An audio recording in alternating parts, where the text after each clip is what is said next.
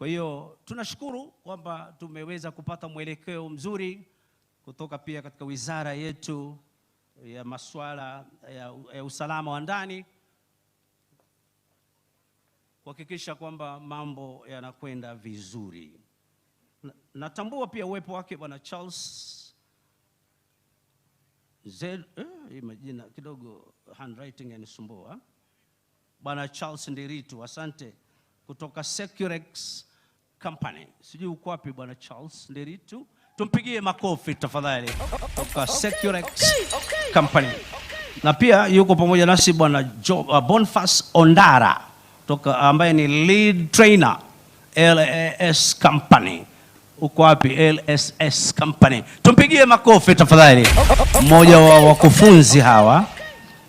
Na yuko pia pamoja nasi Bwana Martin Hylock, Director Tandu Alarms Security. Uko wapi Bwana Martin Hylock? Just stand up, we appreciate you. Tumpigie makofi tafadhali. Okay. Asante, thank you very much. You may have your seat. Ni miongoni tu mwa wale wageni wetu mashuhuri ambao wamefika kuwa pamoja nasi. We appreciate what the PSRA have continued to do with their mission to regulate, facilitate, develop capacity and provide policy advice to private security sector. And also the vision to establish a vibrant, efficient, effective and sustainable private security sector. Parade Commander.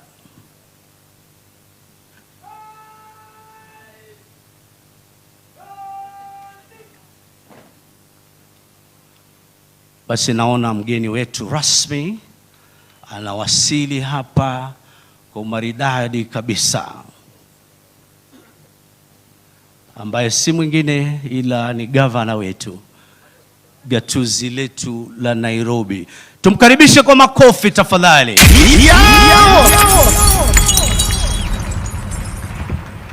Karibu sana.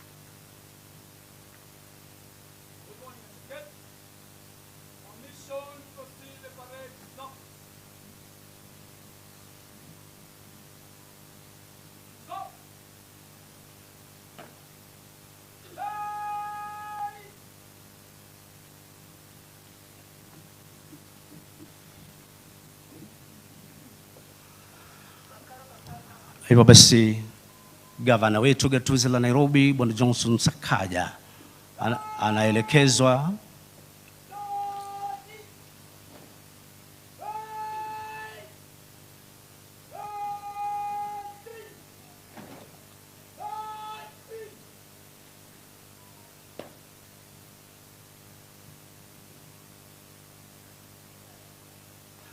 tusimame sote tafadhali kwa wimbo wa taifa. DJ National Anthem.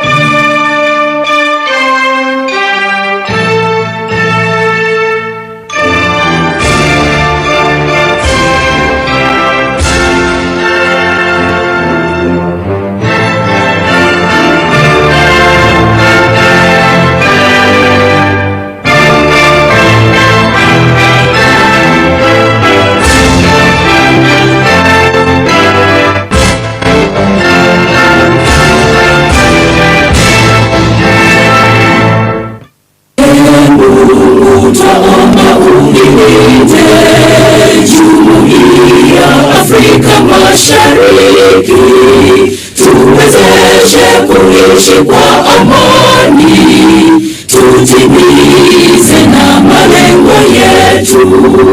Jamhuri yetu sote tulilinde, tuwajibike, tuimarike, umoja wetu ni nguzo yetu, idumu jumuiya yetu.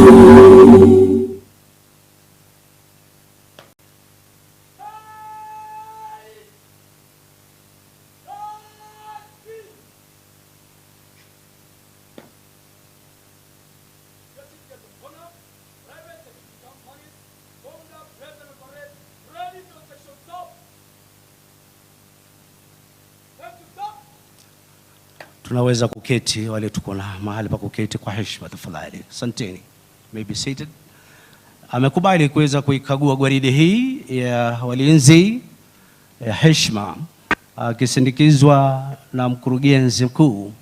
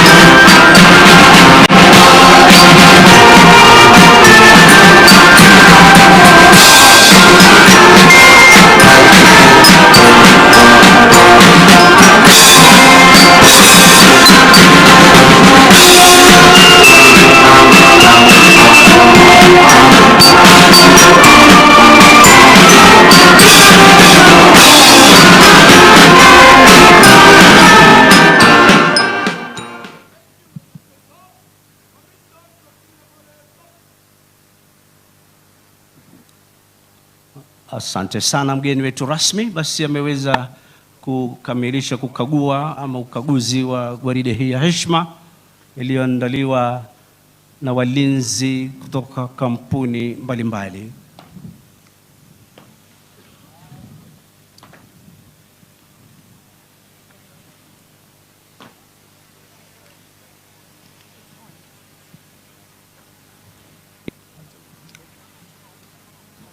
Kwa heshima naomba tusimame sote kwa ajili ya kipindi cha maombi kitakachoongozwa na Sheikh Muhammad Khan, imani yetu ya Kiislamu, wakifuatwa na Bwana Pabari, imani yetu ya Kihindi, na kisha tufungiwe na Pastor Matthew mwenye imani ya Kikristo. Karibu sana Sheikh Muhammad. Asante sana. Kwanza ningependa kushukuru wale ambao wameandaa jukumu hili na kuweza kujali maslahi ya watu ambao wakati mwingi huwa nasaulika. Napenda pia kuambia nyinyi maaskari mjue kwamba nyinyi ndio nguzo ya amani ambaye iko hapa nchini. Kwa hivyo ningependa kuwashukuru, huwa tunalala na amani kwa sababu yenu. Mbarikiwe na Mungu awapatie mwema na mbarikiwe Pasaka. Na tuombe. ربنا آتنا في الدنيا حسنة وفي الآخرة حسنة وقنا عذاب النار.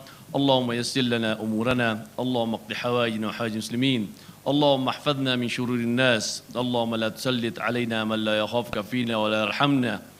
اللهم إنك عفو كريم تحب العفو فاعف عنا يا كريم، وتقبل منا فإنك أنت السميع العليم، وتب عنا فإنك أنت التواب الرحيم، واغفر لنا فإنك أنت الغفور الرحيم، وارزقنا فإنك أنت خير الرازقين، واكفنا بحلالك دون حرامك يا أرحم الراحمين.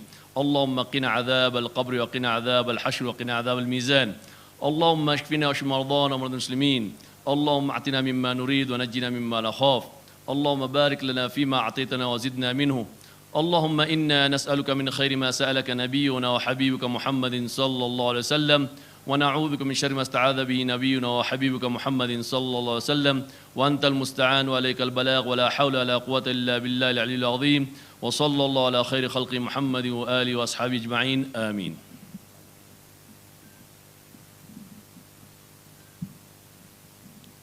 Thank you very much. We pray. Sri Swami Narayana Sakshad Akshara Purushottama Sarvebhya Paramam Shantim Anandam Sukhamarpaye. Almighty God, we thank you for granting us this day. Thank you for gathering all us of here in this forum. Thank you for your provisions, blessings, and peace. We pray that you will bless all the stakeholders in this security industry. Show us the direction and help all of us work in harmony for the growth of this industry.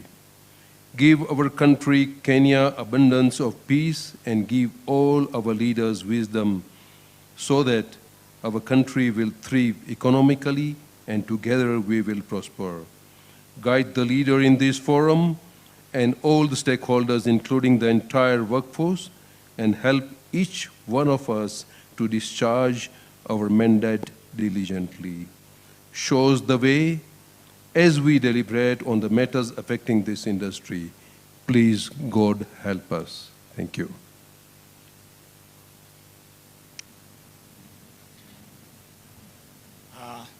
Bwana Yesu asifiwe. Bwana asifiwe tena. Kwa majina naitwa Pastor Matayo mwenyewe, na kwa ajili ya siku ya leo ni furaha kubwa. Basi tuamini tuweze kuomba ili ya kwamba kikao hiki tunapoanza yote ambayo yataweza kuongelewa na juu yanatoka kwa Mungu. Tuamini. Baba, nalishukuru jina lako kwa ajili ya mchana wa leo. Uinuliwe, upewe sifa. Wewe ni Bwana, tunasema ni asante. Tunashukuru kwa siku njema Baba ambao ulifanya, ambayo siku tulikuwa tumengojea na tumeiona. Tunatukuza jina lako sababu mapenzi yako Baba yameweza kutendeka. Naweka Baba mkutano wa leo mkononi mwako. Baba viongozi Baba Yesu kwa ngazi mbalimbali Baba na mabawabu wote Baba ninawaombea. Naliomba Bwana Baba Yesu umesikia kilio chao, na naomba Bwana ukaweze kutimiliza malengo yote Baba ambayo iko ndani ya maisha yao. Tutakushukuru tukisema ni asante. Baba nchi yetu pia tunaiombea. Baba viongozi wote tunawaombea. Naliomba Bwana kwa ajili ya mkutano huu Baba, simama tunapoanza, tuanze nawe na tumalize nawe, na ni katika jina la Yesu Kristo Baba ninaomba na hata kuamini.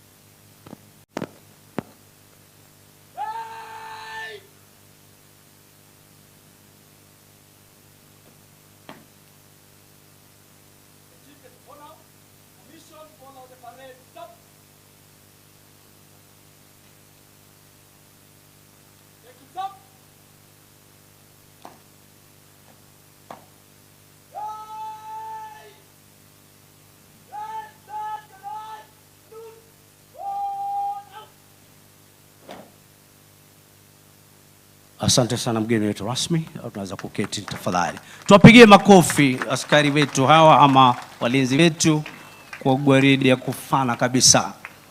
Parade commander alikuwa ni Alan Jakait kutoka G4S, na aliyekuwa akipanga gwaride hii ama coordinator ni Captain Retired Ndolo. Kampuni zilizowakilishwa katika gwaride KKSGA, G4S, Raila, Falcon, Securex, BM Security na Senenka miongoni mwa zingine.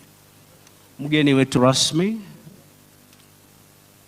gavana wa gatuzi letu la Nairobi, karibu sana hapa bustani ya Uhuru kwa ajili ya hafla muhimu sana ya uzinduzi wa nambari spesheli pamoja na msimbo wa QR kwa usajili wa nambari ya kikosi cha ulinzi hapa siku ya leo. Basi kabla sijaweza kuendelea na yatakayojiri, kwanza kabisa tupate burudani. Naomba unipe ruhusa nipate kuleta burudani fupi kutoka kwa wasanii wetu ambao tuko nao. Ndugu yetu Steve K ambaye ataweza kutuletea wimbo wa kufana kabisa. Steve K, msanii wetu, tafadhali karibu sana uweze, tumpigie makofi bwana Steve K anapokuja kutuletea burudani ya muziki, maana ni vizuri sana kupata kuweza kuanza na burudani ya muziki kisha tupate kuendelea. Tunazidi kuendelea kuwakaribisha wageni wetu wote. Welcome all our guests who have come to be with us today. Samahani mgeni wetu rasmi, kulikuwa kuwe na gwaride ya kuweza ya maonyesho ya baadhi ya vitu ambavyo walinzi wetu huweza kuvitumia kwa kazi, ikiwa ni pamoja na magari ambayo hukimbia kwa kasi wakati yanapohitajika kwa dharura, na hali kadhalika majibu mbalimbali ambayo huweza kutumika pia katika hali mbalimbali. Na hivyo basi kwa sasa nipate kumwalika atakaye kuja kutuletea maelezo zaidi. Kwa hivyo bwana Steve K, stand by. Baada tu ya gwaride hiyo basi tutaweza kuendelea. Niweze kumwalika ndugu yangu John apate kuja kutuletea maelezo kuhusu gwaride hii ya magari pamoja na riders na majibwa. Karibu sana brother. Kwa mgeni wetu wa siku ya leo, His Excellency Governor wa Nairobi, our Director General for Private Security Regulatory Industry, all the directors, company owners and security officers, good morning. Good morning one more time. My name is Jackson Muia. I'm a trainer, and kwa dakika tu chache tungependa kukuonyesha vitengo mbalimbali. In private security we deploy officers, we deploy canines, we have set up mobility to support, we have set up communication infrastructure to support, and there is a lot that happens. And just in brief, we want to be able to display some of the things that we do, because we take care of security in private and business environment. And therefore, we want to ensure that the customers are well taken care of and our officers are as well equipped to undertake what they do. So, nitaomba wale ambao tunahusika ili tukaweze kuja, tutaweza kuwa na display ya canine units, tutaweza kuwa na display ya mobile response vehicles, tutaweza kuwa na display ya backup, and tutaweza kuwa na display ya CIT, cash in transit, part of what we do. As we gather here today, we represent over 2,000 security companies. We represent the excess of 1 million security officers that provide security in this place. So allow me to welcome the team as they come.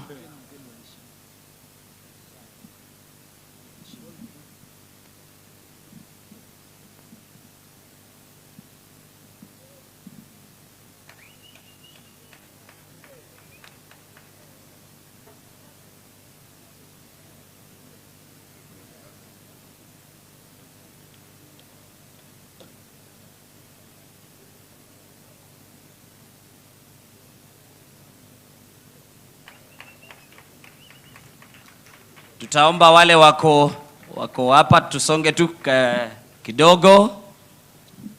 These trained, hawa sio wale Mbwa wa kijijini, these are officers. They have their handlers. We provide guard dogs.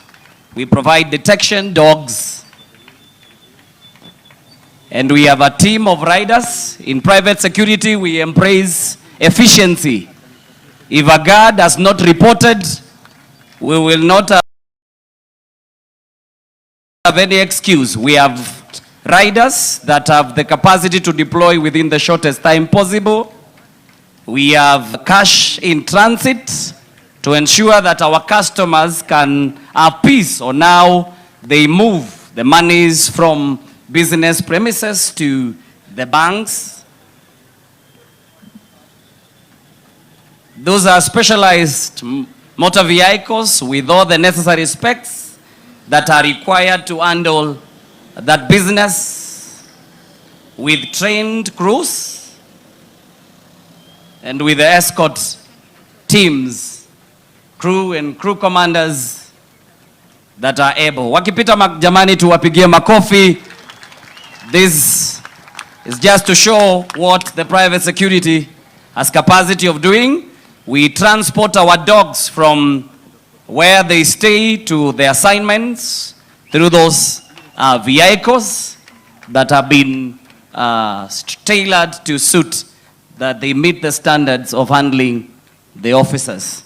Najua siku ya leo msisimuko ni kuhusu guard force numbers. We also want to request that also the dogs that are before you, that they can also be considered. These are officers that require service numbers too. Wapi makofi? We have response teams, mobile response teams. When the alarm goes off, these are the teams that respond, fully armed with the equipments to respond. Wapi makofi jamani kwa wenzetu wanapopita mbele. Branded vehicles, this ensures that our presence on the road can be given access even in hostile environments. We are able to ensure that our teams are well facilitated.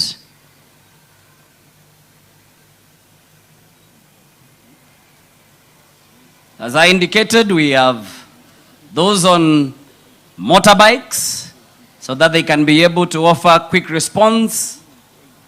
Those on vehicles.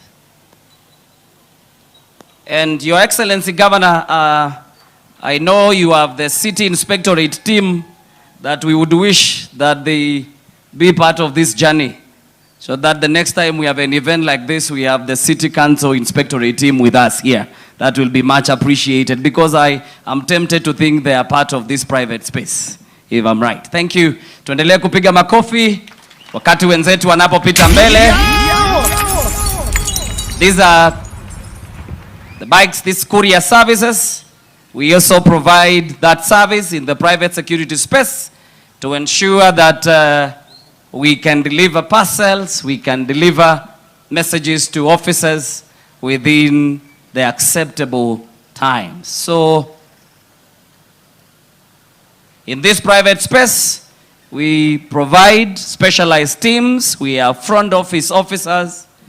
We have tally security officers. We have loss prevention officers. We have mobile response teams. We have people working in other regulated spaces like aviation. And we have screeners that are able to screen and escort cargo. You will find the detection dogs at the ports of entry and ports of departure, doing what they are trained to do best. And that is just part of what we are able to do. And I want to believe with this journey of these industry reforms, we will be able to do better. We will be able to do more. Our presence in every city in this country, when you walk across at night, you will find these vehicles, you will find these officers. They work together in collaboration with the uniformed officers, and our presence is in every street and in every business premises to ensure that lives, properties, and information is well guarded. This is just a very small fraction of what the industry has been able to invest so that we can provide that which we are called to do. Wenzetu siwasikii mkipigia wenzetu makofi wanapopita. Let's encourage them as they come. Asanteni sana.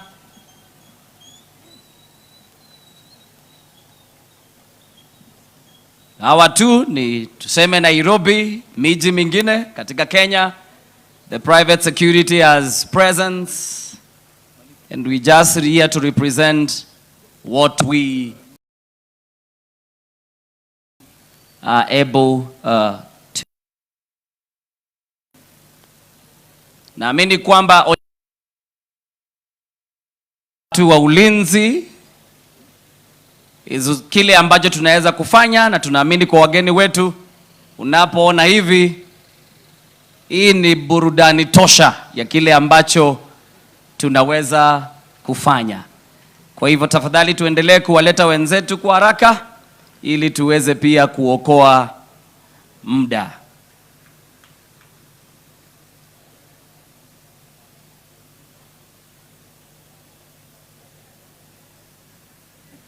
Asanteni sana. Tuwapigieni wenzetu makofi. Asante kwa mgeni wetu na wageni wetu. That's just a display of what the industry has been able to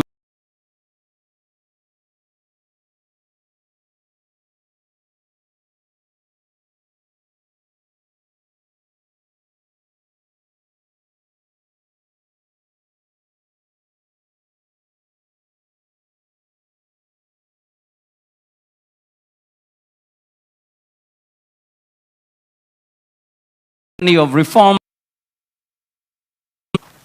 Tuwapigie makofi mazuri tafadhali. Okay. Asante sana. Mheshimiwa Governor, Nairobi, Director General, PSRA, kwa ujumla itifaki zote zikiwa zimezingatiwa, wakurugenzi wa makampuni ya kibinafsi ya ulinzi, wageni wote waalikwa, askari ama walinzi ambao mko pamoja nasi, mabibi na mabwana.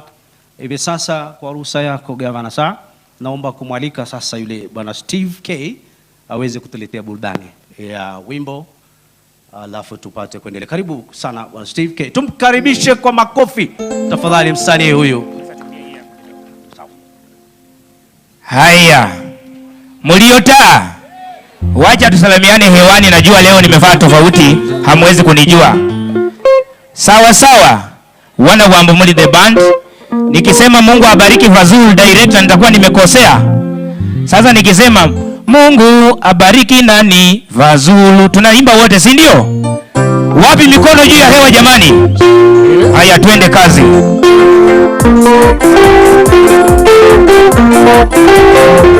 Kila mtu mikono juu. Mikono juu. Mikono juu. Mikono juu. Wapi nuru ya Waluya wewe? Mikono juu, mikono juu, mikono juu.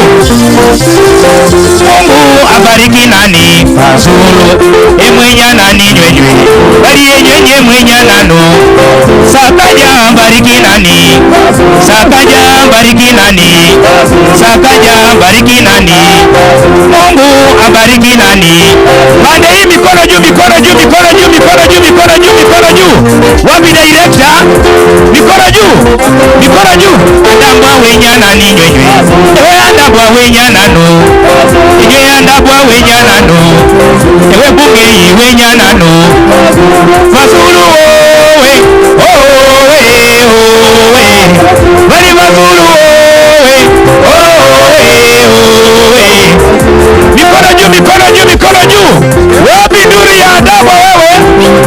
Twende chini, chini, chini, chini, chini, chini, chini, chini, chini, chini, chini, chini, chini. Bali Murongo. Twende chini, chini, chini, chini, chini, chini, chini, chini, chini. Makofi, makofi kidogo.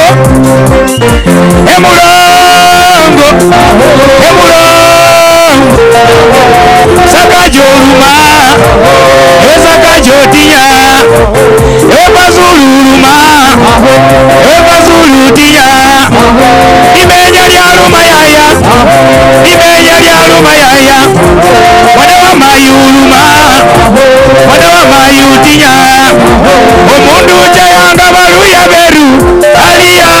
mwikulu omundu cheyanga baluya beru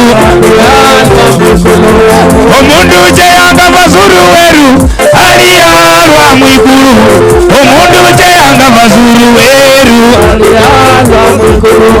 omundu cheyanga sakaja weru aliyalwa mwikulu omundu cheyanga sakaja weru. Kila mtu mikono juu, mikono juu. Twende hivi Sakaja, twende hivi. Kila mtu twende hivi. Mikono juu, mikono juu, mikono juu, mikono juu, mikono juu. Twende hivi. Mr. Mazulu, twende hivi Sakaja. Aya. Mikono juu, mikono juu, mikono juu, mikono juu. Sakajaliwe na sakajalie, sakajaliwe na kinge. Bali Mazulu aliwe na Mazulu aliye, Mazulu aliwe na kinge.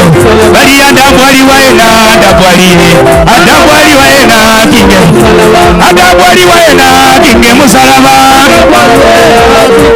Bali Mazulu aliwe na kinge musalaba. Bali Mazulu aliwe na kinge musalaba. Bali kaliba mareba lujado lulwo iwe, lujado lulwo iwe.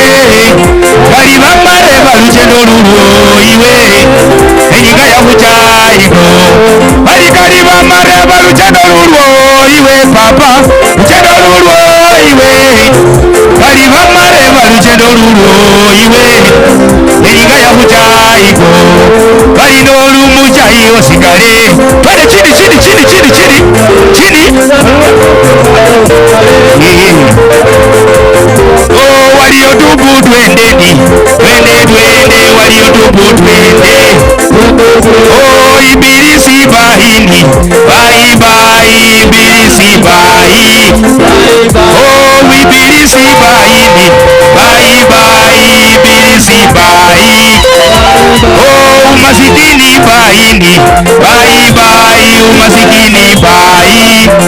Oh waliotubu twendeni, twende twende waliotubu twende twende. Kila mtu twende chini chini chini chini chini chini. Aya. Mose. Wapi makofi jamani, makofi kidogo. Makofi.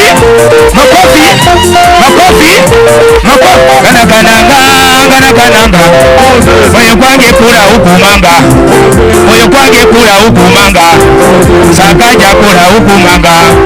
Nairobi mona igananga. Kasulu mona igananga. Adabwa kola njiridwe. Oze viva na muliranga. Osaino bana muliranga.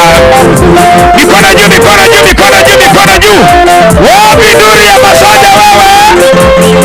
Mikono juu, mikono juu. Haya twende hivi Sakaja.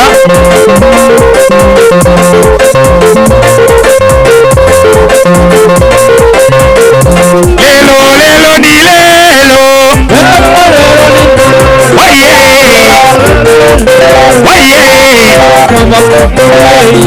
Olanga mukamba. Lelo ni lelo.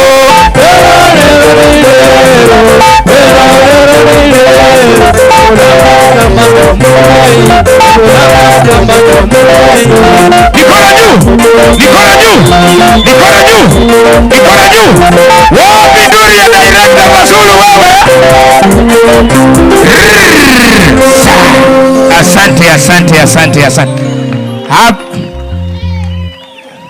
Asante. Wow. Tumpigie makofi tafadhali ala Steve K. Hey, ilikuwa tamu sana hiyo ngoma.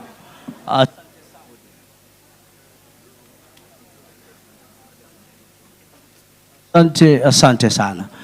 Basi mgeni wetu rasmi hivi sasa kwa ruhusa yako naomba tupate kualika speeches chache tu kutoka kwa watu wawili watatu kabla sijamwalika mkurugenzi mkuu PSRA aweze kuja kuendeleza ratiba ya mwisho. Lakini kwanza niombe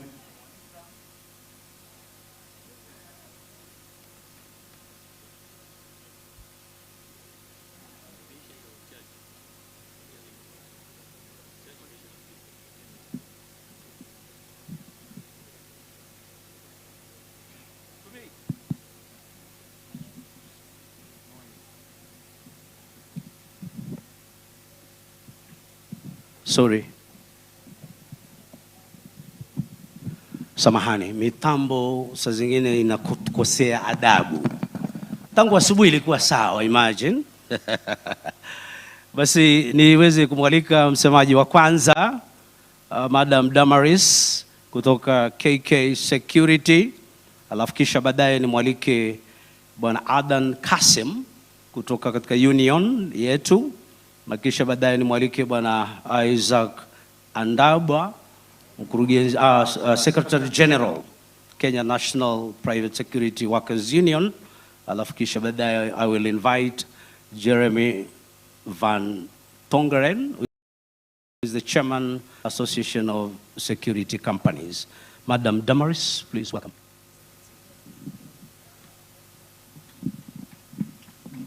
Wapi makofi yake mazuri.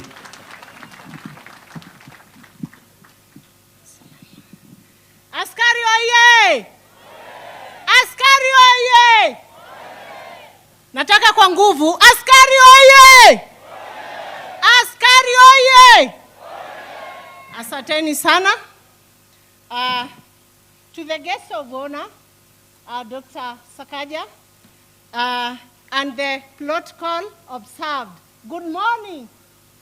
Good morning. The protocol observed. Good morning. Good morning. Good morning. Siku ya leo tuko hapa juu ya change. Na tukiongelea maneno na change, this is the history of the change. Kutoka mwaka wa 1999, nikiangalia vizuri sana hatukuwa tunatambulika kama walinzi. Tulipitia mambo magumu sana, na mpaka tukafika mwaka wa 1916 ambaye Mr. Fazul alituletea hii PSLV. Askari oye! Ndio maana tuko hapa na tuseme hizo changes ambazo zimefanyika.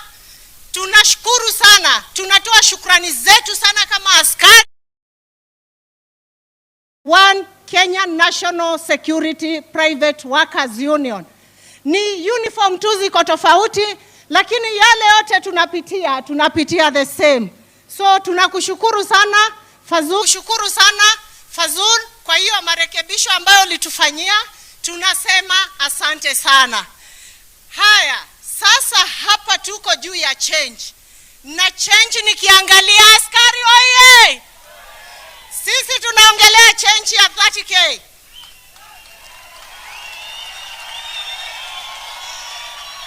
Na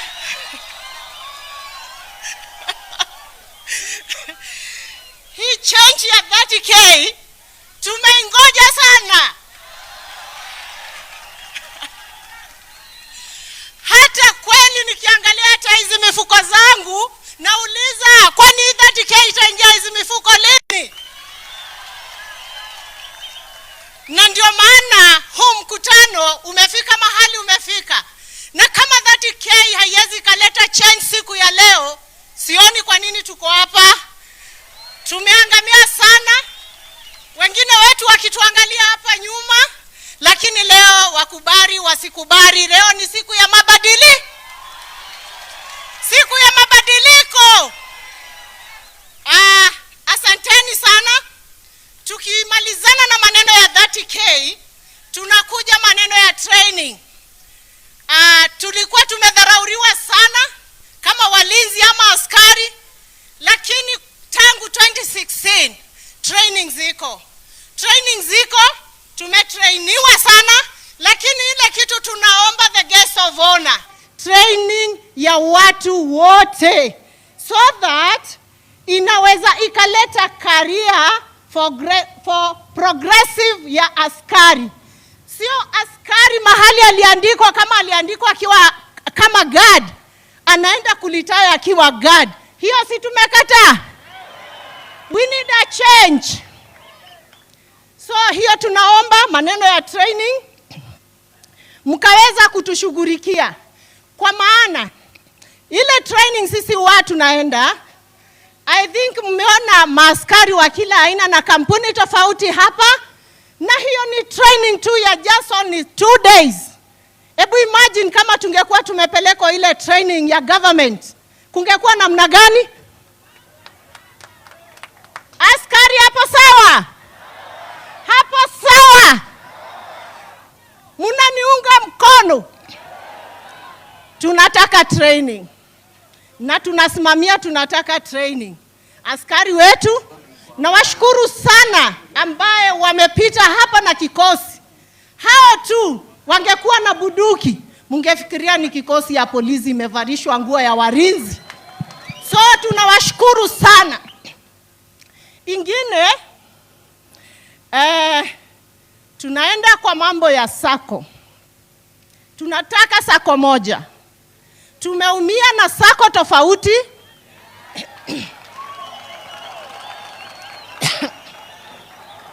Tunaingia hii sako, wanatuelekezea na mfano wao. Wakishakula wametosheka, wanatuambia sako imefifia.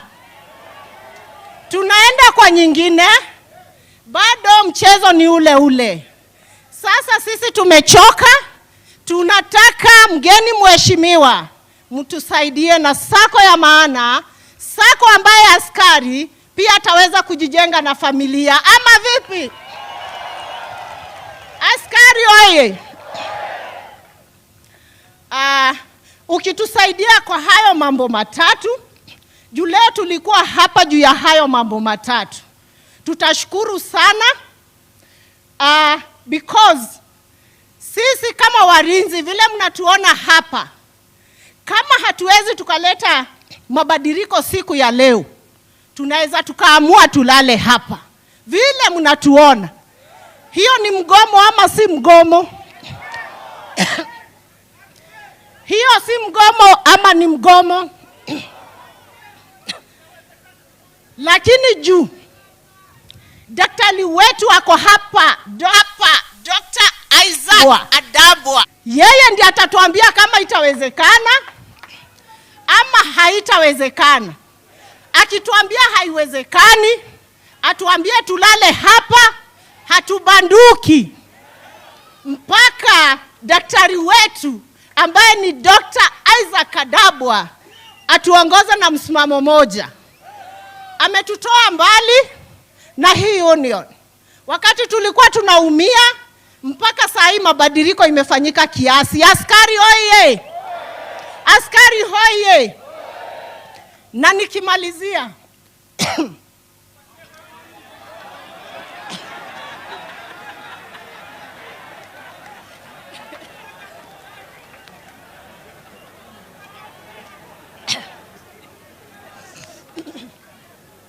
nikimalizia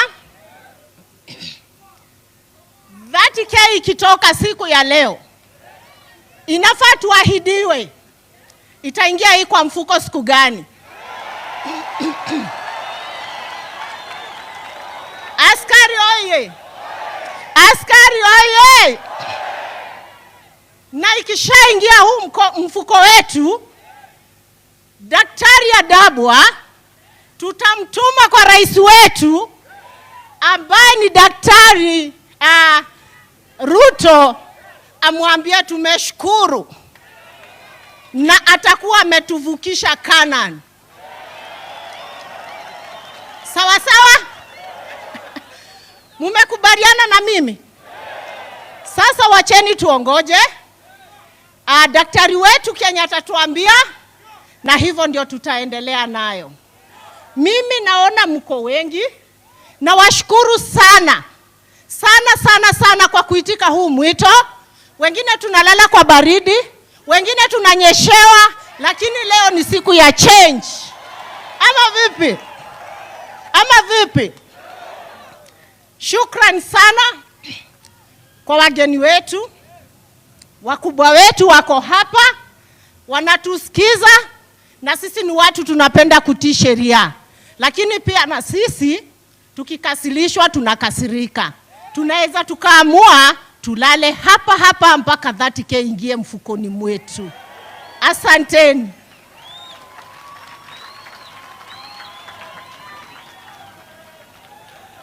Muongezee makofi tafadhali. Asante sana Madam Damaris. nimegundua mtu akikohoa anapewa maji mara moja.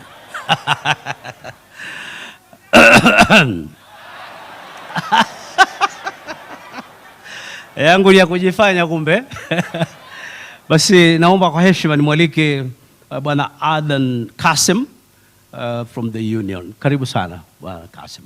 Tumkaribisheni kwa makofi jamani. Karibu.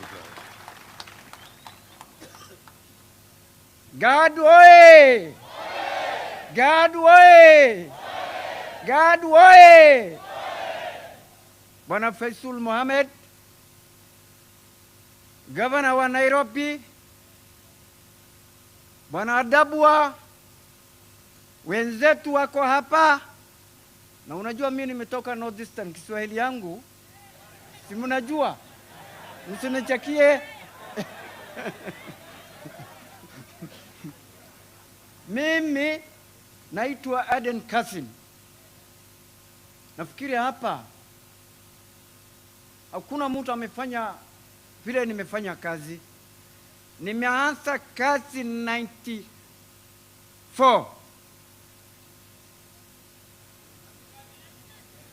Kwani niko na kazi ingine? Nikitoka kazi nilikuwa nalalanga hii miti. Na vile nimeteswa, hata mimi sisemi.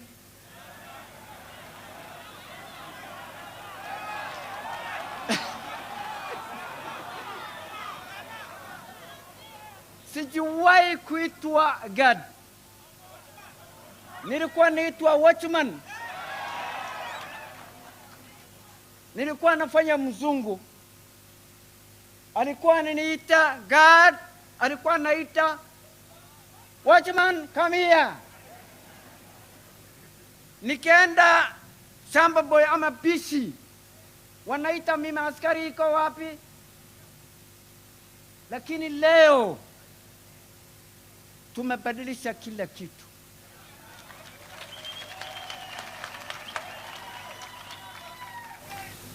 Mambo ni matatu.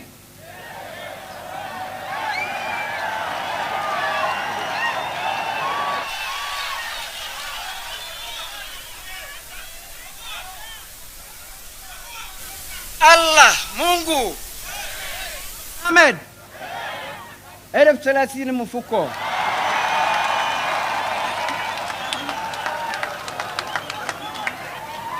Hiyo tatu ndo mimi niko naye. Bwana Faisal, natuma wewe. Tunataka tutembea na wewe. Lavington mpaka Runda. Ukitembea unaona gate inaandikwa umbwa kali. Na huko ndani hakuna umbwa, ni askari.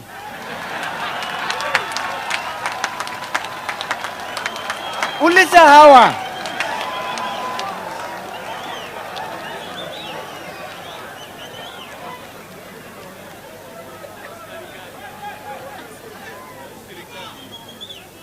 Huko ndani unakuta askari tu, hakuna umbwa.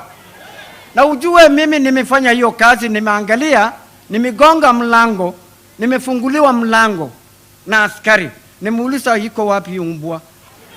Anasema hapa hakuna. Mimi namwambia nataka kuona hiyo jamaa anaishi hapa. Anatuma shamba boy. Nimwambia wapi umbwa yenu hapa? Hakuna umbwa. Hata hivyo sisi tumekuta hapa. Sasa umbwa ni nani? Si ni nyinyi? Si ni sisi? Tunataka kutoa. Mheshimiwa Sakaja iko hapa. Mimi na wewe tuma askari yako. Ile bao imewekwa umbwa kali, toa yote.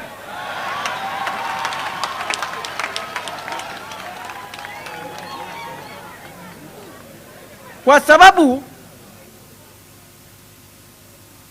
Bwana Faisal Mohamed, unaona hawa nusu hawa wako na degree. Wacha ati form 4. Mimi tu ndo nilikuwa stand 7, nimetoroka form 1. Na nimetoroka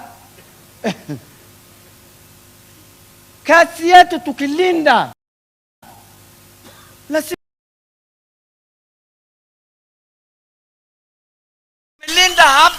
Hakuna kitu kama hiyo. Mimi niko na degree, nimedeploywa mahali, salary yangu ni 5,000, 6,000, 7,000, 10,000. Na unajua hapa iko walio wengi sana na waria, lazima tukue na bibi wawili.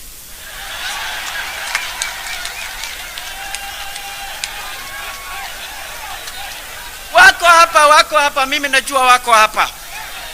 Si tuko hapa? Jo 10,000 inasaidia. Mimi ada namna hii niko na 3. Niko watoto 11.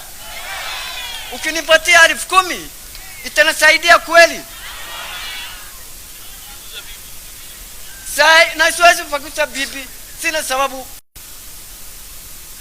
Ile kitu tunataka, ndugu zanguni, Kenya hii bandira sisi ndo tunajunga. Si mnajua namna hiyo? Tunaamini Allah peke yake. Kenya sisi ndo tunajunga. Lakini sasa tukilia, tukitoka kwa kazi alafu tulale tulie usiku, kweli ni mzuri? Sio mzuri. Bwana Faisal Muhammad, tumeshukuru, tumeombea wewe. Leo tumetoa uniform ya watchman. Mimi kwanza nimewacha nyumbani, nitachoma leo.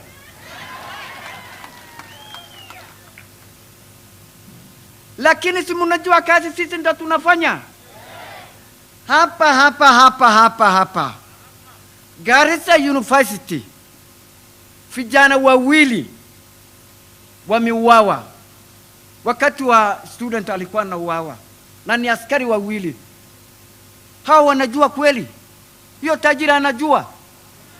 Hawa jini hao wanajua? Faisal anajua? Adabu anajua? Na mimi najua. Hawa tajiri wanajua kweli? Hawajui.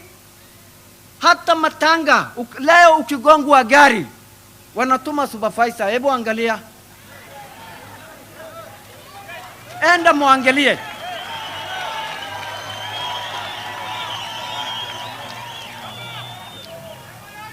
Mimi ile kitu nimeshangaa wenzangu. Mimi ile kitu nimeshangaa. Askari in officer anaandikwa kazi, anadeployiwa. Tano anafanya yeye bado iko kibarua, na pesa yake hatumi bank. Anamambiwa usichukue telefoni ya Safaricom, chukua Airtel. Hapa ndo tunatuma pesa. Sasa hiyo kweli ni kazi? Hiyo si ni shida? Lakini ile mtu kubadilisha ndio huyu Faisal Muhammad atabadilisha.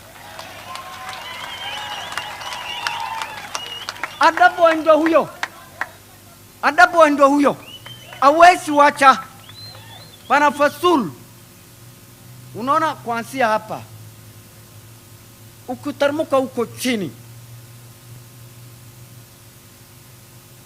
wale wanajunga sio wa Kenya, ni Masai kutoka Tanzania na Burundi. Hawa kazi yao wamenyang'anywa. Kusema kweli, wamenyang'anywa kwa sababu wanapatiwa 5,000, 6,000. Hapo hawa yote wako na watoto. Mimi hawa wako watoto. Ukisikia Kibira vijana wanatangatanga, ni vijana yetu. Bwana Sakacha yiko. Wale wanatangatanga Kibira Kawangware ni vijana wetu. Hawana kazi. Badala ya kujonga nyumba hii wachukue hata 20,000, mtu anapatiwa 5,000. Kweli hiyo ni mzuri? Hapana kuweza kuwa. Ya mbili, hiko welfare yetu ambayo ni askari. Mambo ya kusema tumeenda hii welfare, tumekopa kitu fulani, tumefanya Safaricom kitu fulani, waacheni vitu kama hizo. Tunataka twende huko. Mimi Aden nimenunua plot sababu ya hii welfare, lakini nimeshinda kujenga.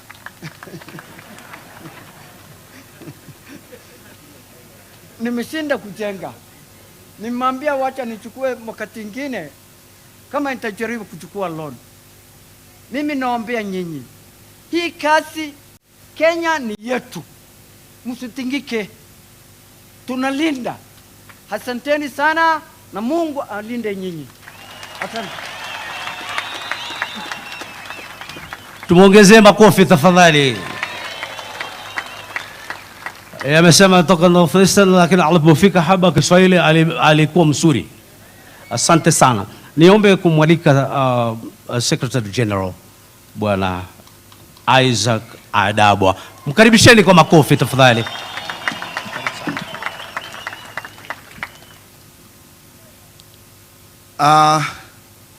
Bawabu hoye. Pamoja tuasimama, semeni hivyo, pamoja. Pamoja. God is good and all the time.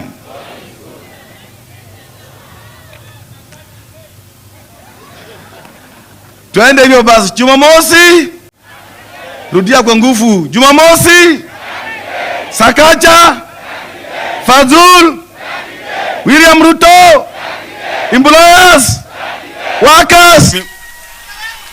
Nyinyi ndio mmesema, si mimi.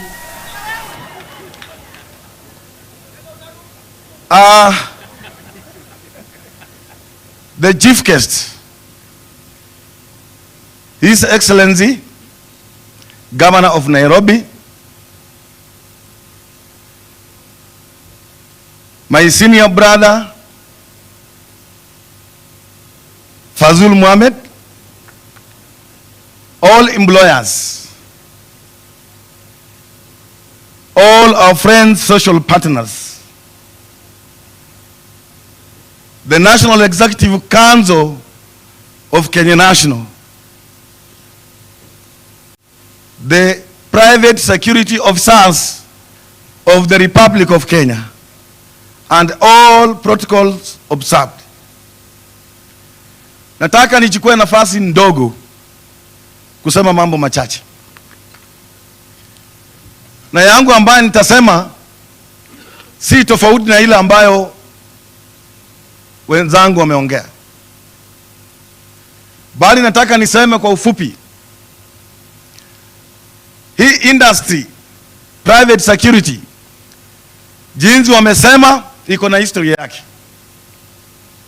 Tumenyanyazwa, tumekuwa exploited, tumeipiwa overtime allowances, tumetembea kwa barabara na wale tulianza chama ya union mpaka tukachoka. Tumetembea kwa maofisi ya ndugu zetu kutoka kule Western na kwingine tukachoka. Hata wengine kama ndugu yangu Soita yuko hapa. Soita ako hapa. Ameniambia ako na ugonjwa wa sukari. Kwa sababu wakitangaza mambo ya minimum wage hatuioni. Mnaonanga minimum wage? Kwa hivyo hii serikali ya bottom up, mimi nataka ni salute. Kwa sababu hata mnajua mimi nilikuwa Azimio, nilihama. Kwa sababu baada ya election, si ndio? Sisi tunatumia kufanya mambo ya kura, si ndio? Mshapiga kura, story imefanya nini? Tunangoja miaka ngapi? Hiyo mambo kuanzia leo pia inaisha.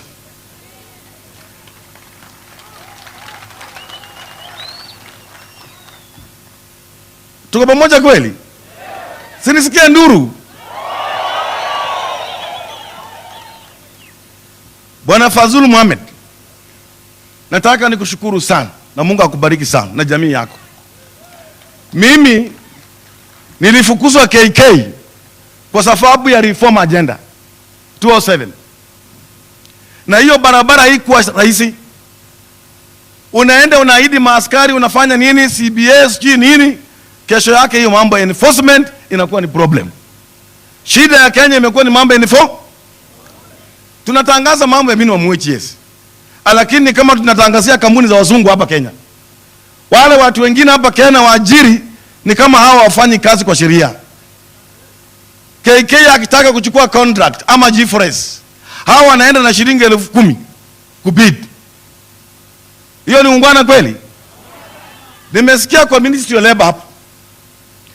Ministry of Labor hapa. Mnajua wale babu wako kule kwa labor? Mnawajua? Hao hawalipi minimum wage. Na ndio wanalinda CS wale wa labor. Sasa hiyo order general CS anaambia nani? Twende, sikiza. Twende Supreme Court, si ndio? Nani anangoja Supreme Court? Nani anafanya minimum wage? Sasa ukiwa ni na serikali ambayo inasema na itendi, inaingia kweli? Ndio sababu sisi kama bawabu tutaombea mheshimiwa nani? Fadhul. Leo tumefika kana ni kabla Azimio.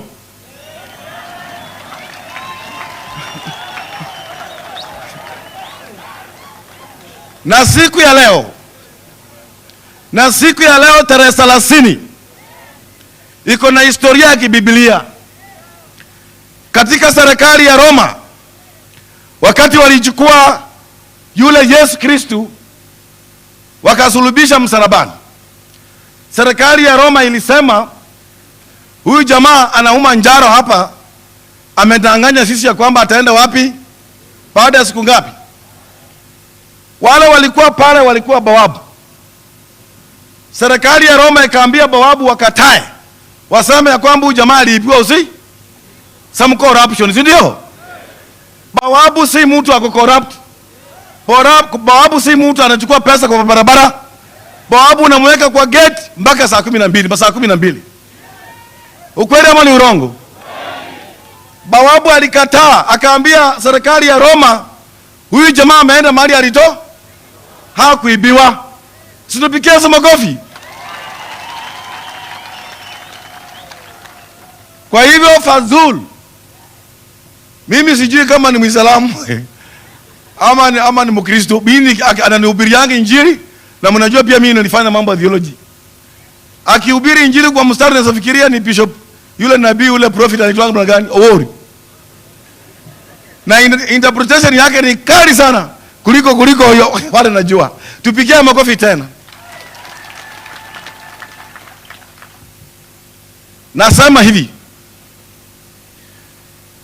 private security's role is to complement national security agents. Ukweli ama ni urongo? Security ya nchi ya Kenya na ulimwengu mzima, kwa sababu mimi nakaa kwa steering committee kule Geneva na wakilisha Africa. We have around 200-300 million private securities officers. Na hapa Kenya tuko 1.3 million. So what we need is to professionalize the industry, to create what we call pariah cut.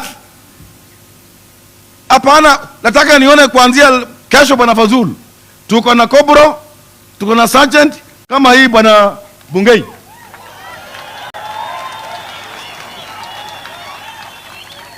Nataka nishukuru yule mwimbaji ameimba hapa. Alisema shetani imefanya nini? Hiyo mambo ya watchman ifanya nini? Mambo ya watchman ilikuwa ya ukoloni ifanya nini? Hatuwezi kukubali miaka 61 baada ya Kenya kupata uhuru tunaitwa ya kwamba watchman. Unajua hii majina ingine iko na tax. Ukiitwa mwizi unaanza kutembea kama mwizi hata kama wewe si mwizi. Kwa hivyo tumesema leo hii tunaandika historia, si kwa wale ambao tuko hapa, even generation to come. Nataka mtoto wangu akuje apate kama hii sector iko professionalized. Sawa sawa? Nikienda kwa mambo ya reform agenda, lazima sisi bawabu, na mimi natangaza hapa, kuna watu wataka kufanyia biashara kwa mwangaza, si ndio? Wamezoea hiyo mambo ya wizi na corruption katika hii sekta. Nataka niseme hivi, change is now or never. Kama wewe huwezi kulipa bawabu vizuri,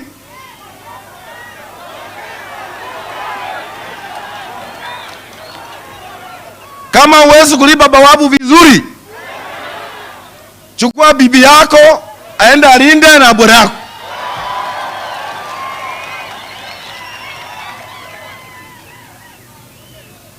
We are also human beings, ndio? We must be motivated and appreciated. And I want to thank Fadul. And I want also to thank the employer Jeremy. Jeremy, simama kidogo.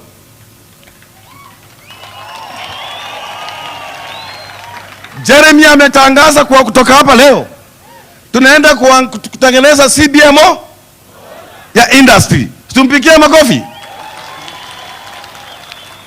One CBA, one industry, one union, one employers association, one uniform. Na mimi najua Mheshimiwa Rais wa nchi ya Kenya anapenda nyinyi. Kuna wakati gavana alitupeleka huko siku moja tukakunywa kikombe ya chai. Na wakati tulikuwa kwa leba, gavana alimuuliza pia tuende tukunywe kikombe ya chai. Mimi nataka washikane na nani? Na Fadhili, ndio? Tuende pia tukunywe kikombe ya chai wakati mtasikia mfuko imekuwa mzuri. Tumwambie asante, ndio? Nataka nishukuru Mungu. Mimi nilifukuzwa kwa kazini kwa sababu ya nyinyi. Na sasa hii ndio siku nilikuwa nangojea. Na imefika, si ndio? Nisikie makofi yangu jamani. Nisikie makofi ya the hustler, the fathers of the hustler, Mheshimiwa Ruto. Nisikie makofi ya Fazul. Na unajua hata gavana alikuwa G4S. Nani anajua? Hebu makofi ya gavana. Kuna employers ambao wamesupport union. Kwa sababu union ndio imekuwa mstari wa mbele kwa mambo ya reform agenda. Na employer hawa ni wale wanaheshimu Article 41 of the Constitution, the human rights and freedom, si ndio? Sasa kuna employer wengine hapo bwana Fadhili. Nataka niwaripoti leo. Hao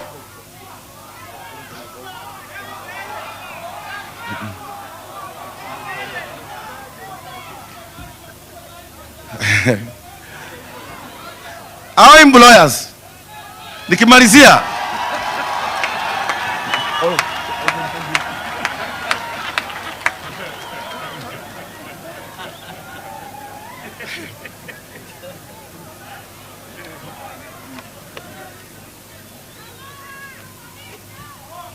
hawa employers wanasumbua Fadhili kwa ofisi. Ati wanataka warejestre siki vyama, siki prosak, siki nini. Na pande hii wamezuia maaskari kuingia kwa chama ya. Akiingia wamefuta. Akiingia leo wamefuta. Mnapenda hiyo mambo kweli?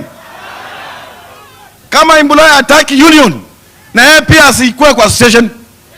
Sio kweli? Hauwezi kunegotiate CBA Kenya mzima na employers 2,000. Utamaliza mwaka gani kama Yesu amekuja ameenda? 2,000 employers. How will you manage a CBA? That is why we are saying we must sit down. The entry point Bwana Fadhili ametupatia, si ndio? Entry point ni 30,000 kwa sika. Na hiyo kama ningekuwa na Fadhili siku alikuwa anatangaza ningemkataza. Ningemwambia shilingi 30,000 Nairobi haitoshi. Kwa sababu hakuna hospitali ya minimum wage, hakuna shule ya minimum wage, hakuna transport ya minimum wage. Hatuwezi enda na Sakaja gavana, my governor, mahali anaenda kufanya shopping na wewe hatupatii payslip, anaingia hapo na wewe ndio unaingia hapo, tuko Nairobi. Inaingia kweli? Hata kwa Yesu utaingia mbinguni? Hata kwa Yesu hawezi kubali. So lazima turekebisha tukiwa wapi? Hapana mbinguni. Mbinguni hakuna kesi. Nataka nimalize. What the private security officer can do, let me go the other way around. What a police officer, the boys of Bungei, can do, private security can do even better.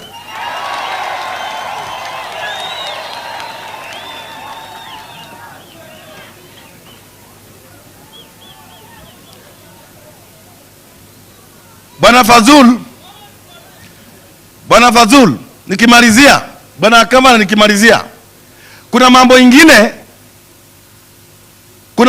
haitaki maombi.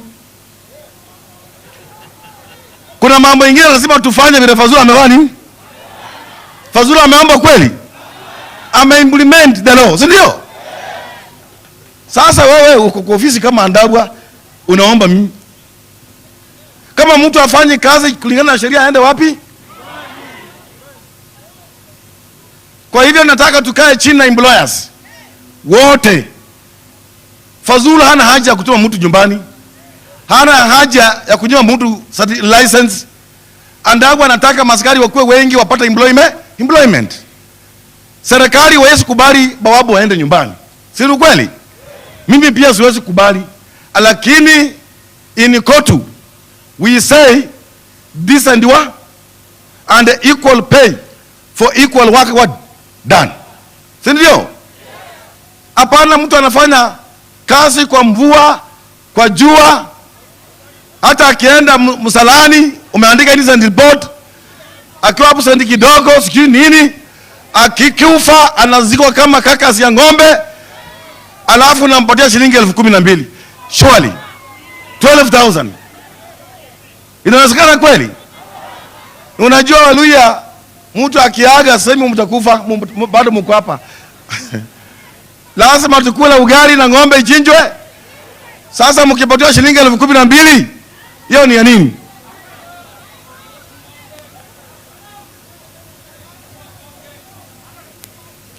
Kwa hivyo mambo ni mengi, hatuwezi maliza siku ya leo. Kama kuna employer yote amenionga hapa pesa kwa sababu nisiongee, si ndio? Shindwa aseme. Aseme. Mimi nyinyi ndio my bosses, si ndio? Mimi si my bosses. I'm your voice. Kwa hivyo tutatembea na Fazul, tutatembea na governor na serikali hii mpaka tufika wapi? Mwisho. Kwa mambo wamesema kuhusu strike, si ndio? We are an organized union. Mnasikia vizuri? Na kuna sheria ile na govern mambo ya union, si ndio? Na strike. It is only me who have power, si ndio? Kutoa notice. So what will determine my notice or not, si ndio? Ni yule ataongea hapo. Kama atasema mambo mengine si 30,000, nitakimbia kwa ofisi andike notice ya strike.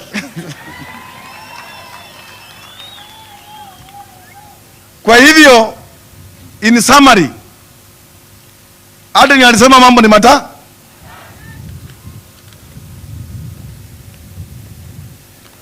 na mimi nasema mambo ni matatu kwa style nyingine. Jambo la kwanza, mshahara haiwezi tosha. Lazima tukue na formula ya mambo ya saving and borrowing. Ndio kwa sababu we are doing a lot of initiation na Fazul na timu yetu. Tuhakikisha kwamba hii sekta iko na sako ambayo itakuwa tailored to suit your needs and requirement.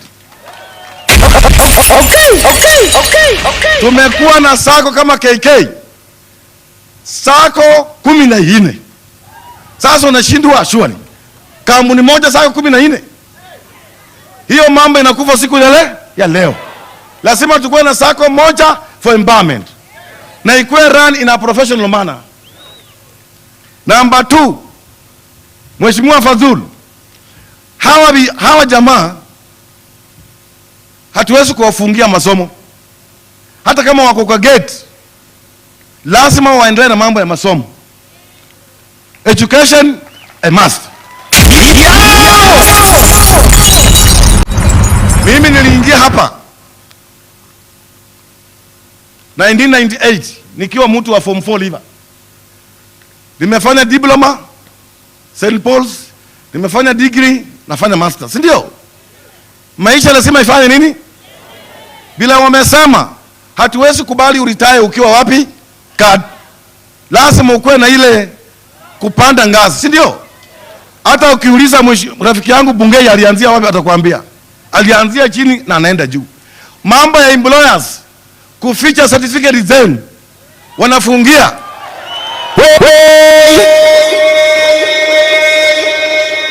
Kuanzia leo natangazia employer wa release certificate zenu za form 4. Kama wataachia, nitawapeleka kwa Fadhulu. Kwa hivyo sisi Kenya National, nikimalizia ili wengine waongee, tunaongoza Africa. Union ya Kenya National inaongoza Africa. Naomba Fadhulu atupatie uwanja, waongee na governor, watupatie uwanja, tuweke ofisi yetu ya sako, tuweke ofisi ya union, tuweke conference room, masomo yaendelee.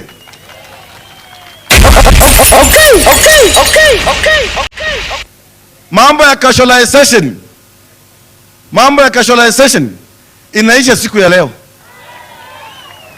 kwa sababu ile namba Fadhulu anawapatia, ile namba atataka kujua kwamba huyu mtu ametoka G4S ameenda wapi, because atakuwa na data yenu. Mnasikia vizuri? So msikuwa na wasiwasi na mambo ya casual, inaisha siku ya leo.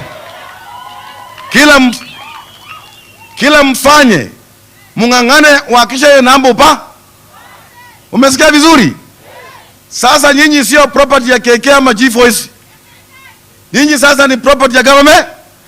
Mwangalie hiyo namba iko kama ya huyu Bungei, iko na crown ya Kenya, si ndio?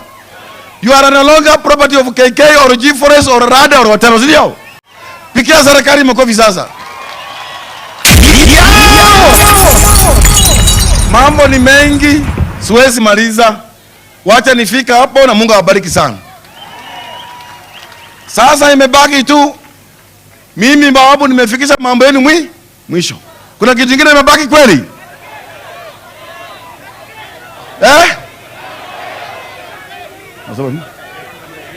Nasema, sikiza, mambo ya 30K tumeshamalizana nayo. Mambo ya regulation hii ya Fadhulu ako ndani, tumefight tangu 2006. Nimewaletea, si ndio? Sasa nini imebaki kuwafanyia? Nini? Sasa deni iko kwe? Deni imebaki kwa nini? Mkipata 30,000, si ndio? Na nyinyi mnimeambia andarua si ndio? Mkitaka kunipeleka Lugari, mnipeleke. Mtaka kunipeleka deputy ya governor hapa, mnipeleke. Mungu awabariki sana. Dakika moja tu, kuna speech Bwana Fadhulu. Kuna yule ambaye unajua my boss hayuko Kenya, Bwana Atwoli. Na wakati tumeitwa kwa Ministry of Labor, alituma one of my senior sister na ujumbe kupelekea CS wa Labor. Na amekuja pia hapa kupass hiyo information kwa ofisi wala wamekaa hapa pia, na nyinyi msikie Atwoli amesema nini, si ndio? So Madam, my senior sister Rose Omamo.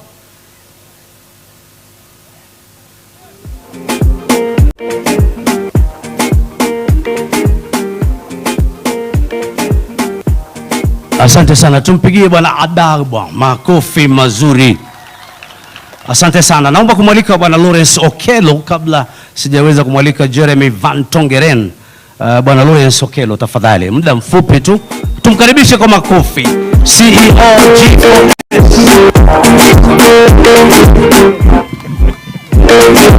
Asante.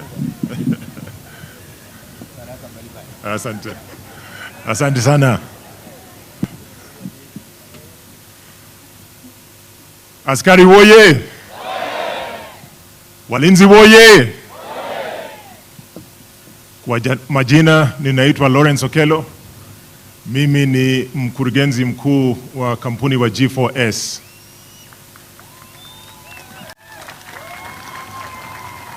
Asanteni.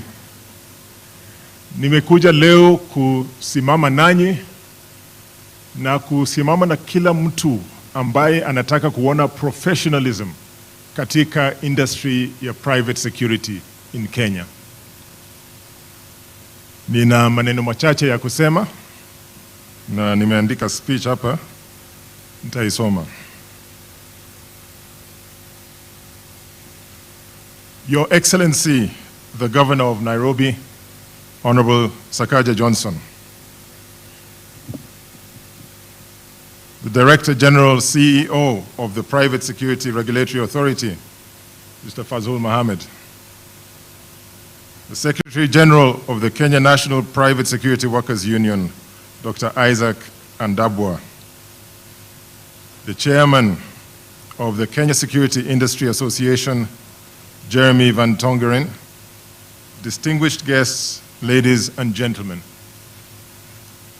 It is an honor and privilege to stand before you today as the private security industry marks an important step towards enhancing the standards.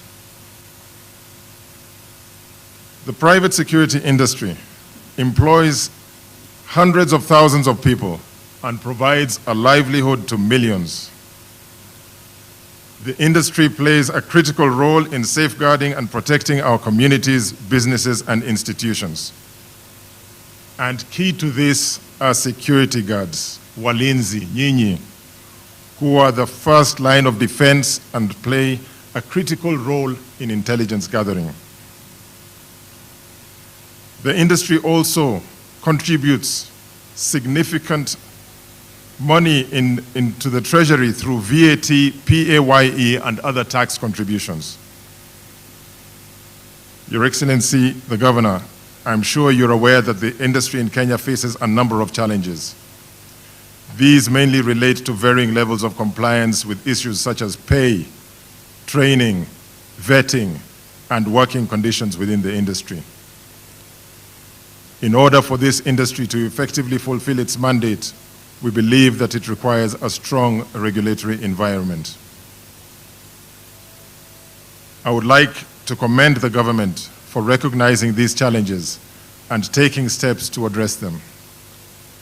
These include the establishment and empowerment of the Private Security Regulatory Authority, which is ably led by the DG, Mr. Fazul Mohammed.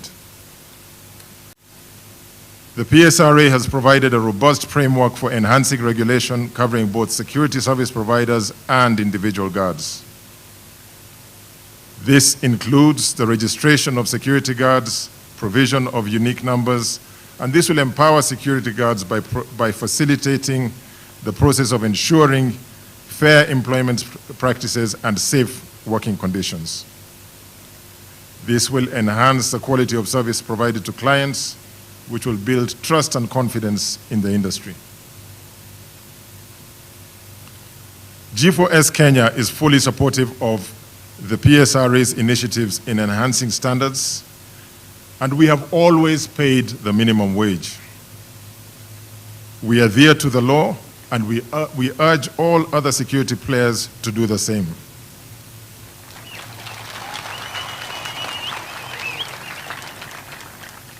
By working with the PSRA, the union, and key stakeholders, we strive to set an example of responsible corporate citizenship and commitment to professionalism.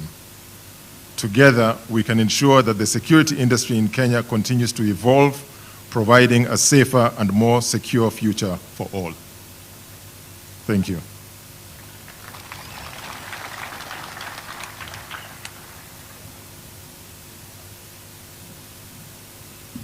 Ujamani mrefu sana.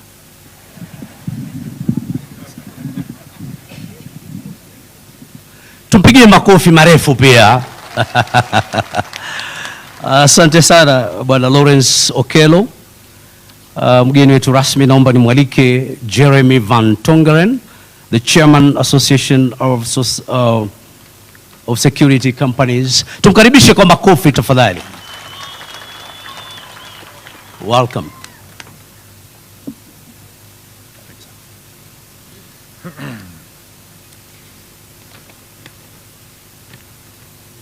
His Excellency Dr. Sakaido Johnson, Mr. Fazul Mohammed, Director General, ladies and gentlemen, esteemed members of the private security industry, honored guests and colleagues. It's been a great privilege and honor to stand before you today as Chairman of the Kenya Security Industry Association, the Employers Association of the industry here in Kenya. This industry is not only essential for the protection of people and property, but also plays a pivotal role in upholding the principles of safety, security, and trust in our society. Since the establishment of the Private Security Regulatory Authority by the government, the private security industry has experienced remarkable growth and transformation. We have adapted to evolving challenges, embraced innovative technologies, and strived for excellence in every aspect of our work. However, with progress comes responsibility, and we must continue to navigate through the ever-changing security demands and expectations. Compliance with the Private Security Regulatory Act is paramount. It not only ensures the safety of our clients, but also builds trust within our community. We thank Mr. Fazul Mohammed for the leadership he has demonstrated. And as employers in this industry, he has our full support to make our industry more professional and reliable. In our line of work, professionalism is non-negotiable. We thank PSRA for investing in the training and development of our security personnel. This includes not only the acquisition of necessary skills, but also the cultivation of a strong ethical foundation. Let us always remember that our actions reflect not only on our companies, but also on our entire industry. The Guard Force number represents a significant advancement in our industry. It serves as a tangible evidence that our employees are duly registered and licensed, thereby enhancing our credibility in the eyes of our clients. Our industry does not operate in isolation. We are an integral part of the communities that we serve. Let us actively engage with the communities to understand their concerns and work together to find solutions. By being responsible corporate citizens, we strengthen the bonds of trust with those that we protect. In closing, I want to emphasize, as the chairman of the Kenya Security Industry Association, my commitment to the industry's growth, success, and integrity is unwavering. I encourage each one of you to join hands with the government in this journey of continuous improvement and progress. Let us set high standards for ourselves and our industry, demonstrating that we are not just security providers, but we are the protectors of peace and safety. Thank you.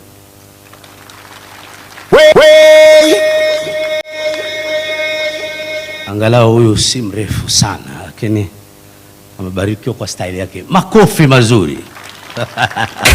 Asante sana Bwana Jeremy Van Tongeren. na hivi sasa tunapokamilisha, kabla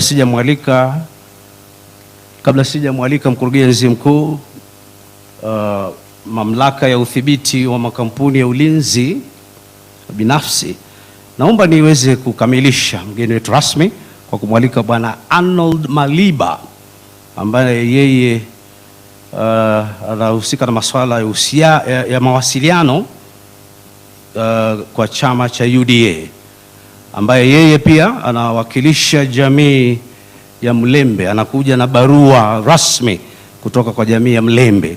Mimi sijui hiyo barua inasema nini, lakini yeye atatueleza zaidi. Situmkaribisheni jamani kwa makofi Bwana Arnold Maliba. Tuko na askari nyumbani ama hatuna askari? Mpo? Sasa mambo ya kusema hoye wachana nayo, hiyo ni harali. Nikisema hip hip, si mnajua hiyo chia? Hip hip? Hapana, hiyo ni dhaifu sana. Hip hip? Mimi naitwa Arnold Maliba, mimi ni Strategic Communication Advisor wa chama cha UDA, na niko hapa kwa sababu ya mambo mawili. Kitu cha kwanza ni lazima niwaambie siasa inakaa vipi kwa dakika moja ama mbili, na kitu cha pili nimetumwa na Luhya Council of Elders wa Nairobi, wako na barua. Ningependa kuanzia hapa.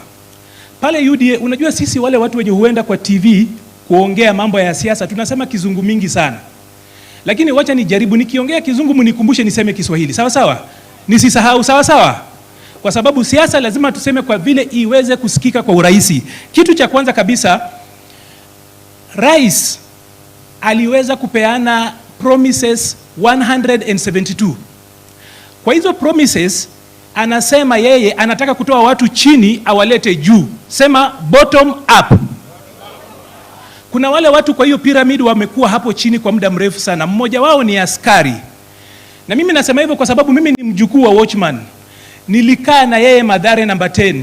Nimezaa hapo. So ukiniona kwa TV nikiongea pale unaweza kufikiria nimetoka kwingine. Mimi nimezaliwa Mathare namba 10.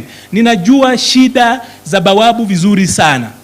Lakini sisi pale UDA na Kenya Kwanza tunataka tufanye hivi. Wakati ule mnasukuma serikali ifanye kazi vizuri, pia inataka kila mtu afanye kazi yake vizuri. Kwa hivyo kuna mambo matatu tumefanya.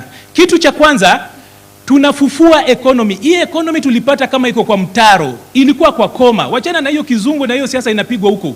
Rais ameng'ang'ana kutoa hii kitu kwa mtaro, ameleta hapa juu. Tumetoa kwa koma, sasa saizi tunaisafisha, inapona. Kuanzia mwezi wa 9, hii economy itakuwa inakimbia kimbi.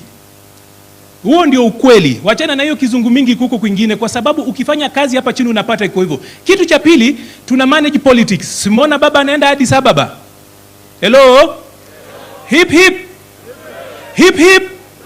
Simona tunapeleka baba Addis Ababa. Kwa sababu kitu ya kwanza, baba amefanya kazi ya maana sana kuanzia miaka ya 80. Lakini kuna watu bado wanataka kikuwa na miaka 84 wakuwa wanasukuma yeye ndio waweze kushinda kura. Lazima baba apewe heshima yake na afanye kazi yake vizuri. Tunapanga siasa. Kwa hivyo tumemanage economy, tuna manage siasa na vitu vinavyopenda kwenda mbele. Sasa tutakuja kwenyu kama watu na mtupigie kura. Ningependa kuzungumzia nyinyi kwa haraka sana. Kuna mambo matatu hapa. Mimi kama mjukuu wa watchman najua hiki. Mara mingi askari hawajakuwa wakipatiwa dignity. Sema dignity. Ndio sababu wanaitwa watchmen. Hata kwa Biblia watchmen imetajwa mara 40. Hakuna dignity. Lakini hizi regulation, na nasema hivi kwa sababu nimekuwa kwa hii sekta kwa muda mrefu sana. Labda Fazula anaweza kuambia hii sekta mimi nimekuwa nayo kwa muda mrefu sana. Sio tu kwa sababu niko na relatives, but I've worked in this particular sector hata nikifanya hii kazi nyingine. Kwa hivyo hizi regulations, sheria ambazo tunapitisha zinafanya mambo matatu. Tunataka mkuwe na dignity, kazi yenu ikuwe na honor, na over and above ikuwe professional. Sawa sawa? Ningependa kuwauliza hivi. Unajua kuna Kenya hii kuna askari. Unajua tunasema kuna vyombo vya usalama, sijui maafisa wa vyombo vya usalama, vyombo vya dola. Unajua usalama ni nani? Usalama ni nyinyi. Kwa sababu hawa watu wote watakwambia kuna mtu anafanya nini? Kuna mtu aliona. Huyo aliona ni nani kama sio wewe? Hata headquarters ya polisi inaitwa Vigilance House, si ndio? Vigilance ni nini? Ni kutofunga macho, si ndio? Nani hawafungi macho kama si nyinyi? Si ni nyinyi? So ningependa kusema hivi. Kabla nilete wazee wa Luhya wako pale. Kitu cha kwanza, out of 1.3 officers wale ambao ni private security providers, hao ni watu tayari wanapiga kura. Si mko na kitambulisho? Hello? Leo ningependa kuwaomba hivi, ikifika kwa siasa, ningependa mpige siasa ya akili. Siasa msiweke kwa roho, sawa? Siasa hutumii roho, roho ni ya mapenzi. Sawa sawa? Ikifika siasa, tumia akili, kwa sababu pesa ni akili, maslahi ni nini? Ni akili. Hii mambo ya tukifika kwa siasa mnaanza kuwa na feelings, wachaneni nayo. Kwetu Western tunasema atawe, sawa sawa? Sawa sawa? Kwa hivyo leo tukikaa hapa, ningependa mseme malipo mabaya tawe, sawa sawa? Inua tu mkono, malipo mabaya, kulipa vibaya, kudharauliwa, kufinyiliwa, sawa sawa? Ninasema hivyo kwa sababu hii, watu 1.2 ni kura mingi sana, sawa sawa? Lakini ikifika nyinyi regulations zinaenda bungeni, hakuna mtu huko hivyo anatetea regulations zenyu. Mlipelekewa regulations za kupewa bunduki huko parliament, wakaangusha. Walisema hamjatrainiwa, si sasa mmetrainiwa? Walisema hamlipwi vizuri, si tumeleta 30k? Walisema hamna vetting, hamna, si tumeleta GFN numbers. Sasa siwapatie bunduki ama nini? Hello?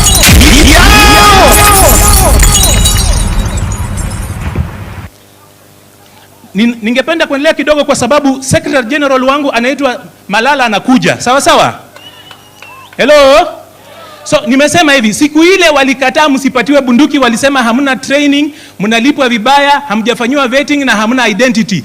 Tumeleta GFN numbers, mumetrainiwa na mnalipwa sasa 30,000. Sio ni sawa sawa? Si walete bunduki sasa? Watu 1.3 mtalinda nchi iendelee vizuri, sawa sawa? Ningependa kusonga kwa haraka sana. Unajua, you are national security apparatus, sawa sawa? You are the auxiliary support system to the people who are doing this. Nyinyi ni wengi kuliko NIS. Nyinyi ni wengi kuliko polisi. Nyinyi ni wengi kuliko jeshi. Lakini unajua nini? Kwa sababu sera zenyu zinashindwa bungeni, ni kwa sababu hamna representation bungeni. Mimi nimekuja hapa kuambia siasa. Unajua kwa nini? Wanajeshi hawa mameja, sijui colonel nini, wako na Didmas Baraza bungeni. Wakarabati engineers wako na Oscar Sudi huko. Hata maslay queen wale wenye hujatajwa kwa Biblia kama nyinyi mara 40 wako na nani? Sisi huyo sitasema. Hata walevi wako huko na representative. Alafu watu 1.3 million hamna mtu wapi? Bungeni. Na ndio sababu tukipeleka sera na regulation wanaangusha. Simjipange tafadhali. Acheni kufanya siasa ya feelings, fanyeni siasa ya akili. Hello? Na hapa sisi Kenya kwanza tunataka tufanye kazi na nyinyi. That is why hizi regulations zinaendelesha. Hakuna mtu mwenye amepigia Fazul simu akamwambia ati usifanye sijui unafinyilia nani. Wale cartel wote wa security sector tumeachana naye, pambane nao. Hello? Mshike sisi mkono, tusaidiane na nyinyi. Hello? Ningependa kumaliza kwa kusema hivi. Si nimewambia nyinyi mjipange, Andabwa yuko hapa. Hawa watu wengine wote wanastahili kukuja na hizo vitu zingine zote. Nataka mjipange, tusaidiane, tusonge mbele ili tufanye hii kazi. Lakini sisi kule kwenye tunatoka Western, kule kwenye ambako wazazi wangu walitoka, mimi nilizaliwa hii town. Kuna hii kitu. Ukiangalia watchmen out of 1.3, 60% ya hao wanakuaga watu wa Mlembe. Sisi tulizaliwa kama tuko tayari. Hello? Kitambo kazi ya watchmen ilikuwa ati kazi ya kudharauliwa. Sasa hizi tunanyorosha, inanyoroka. Ati watu wa security hawezi kufanya. So sisi wazee wa Nairobi, wa Luya, the Luya Council of Elders ya Nairobi, walinituma wakaniambia, hakuna haja ya kungoja watu mpaka wakisha kufa ndio tuanze kuwasifu. Si ndio? Kwa hivyo leo wameniambia hapa hivi wanataka kufanya jambo moja. Wangependa kucrown Fazul kama a Luya elder. Pigeni makofi tafadhali. Na pia kuna baba anaitwa Andabwa. Huyu Andabwa amepambana na hii vita ya reforms kuanzia 2006. Huo ni muda mrefu sana, si ndio? Hello? Sasa pia tungoje akishazeeka akienda kwa kufa, alafu ndio tunaenda kwa matanga yake huko kupeana ushuhuda mrefu. Huyo pia tumesema leo tunamfanya anakuwa Aluya Elder. Sawa sawa. Na kuna mwenzake hapa anaitwa Soita. Hawa watu wamepambana. Wamesema mimi na Sakaja bado ni wadogo, tungoje. Watatutafuta siku nyingine. Lakini hawa watatu sisi hatujali. Ule mtu anashughulikia maslahi yako ndio mtu wako. Sawa sawa. Kwa hivyo ningependa kualika wazee waje hapa. Mtatupatia dakika kama 5 hivi. Muwapigie makofi tafadhali.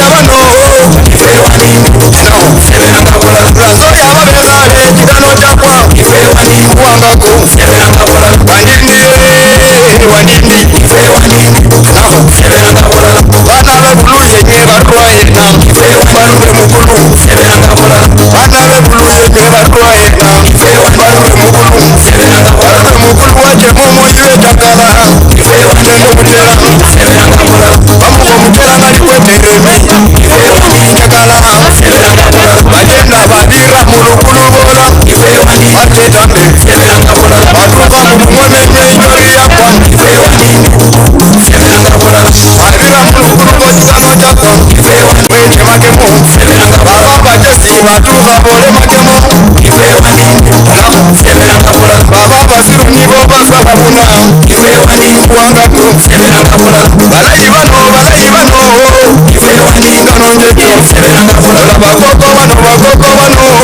nganonjejo bakoko bano basoleli bano. Haya, ningependa kabla wakae chini mpigie makofi elders watatu wapya.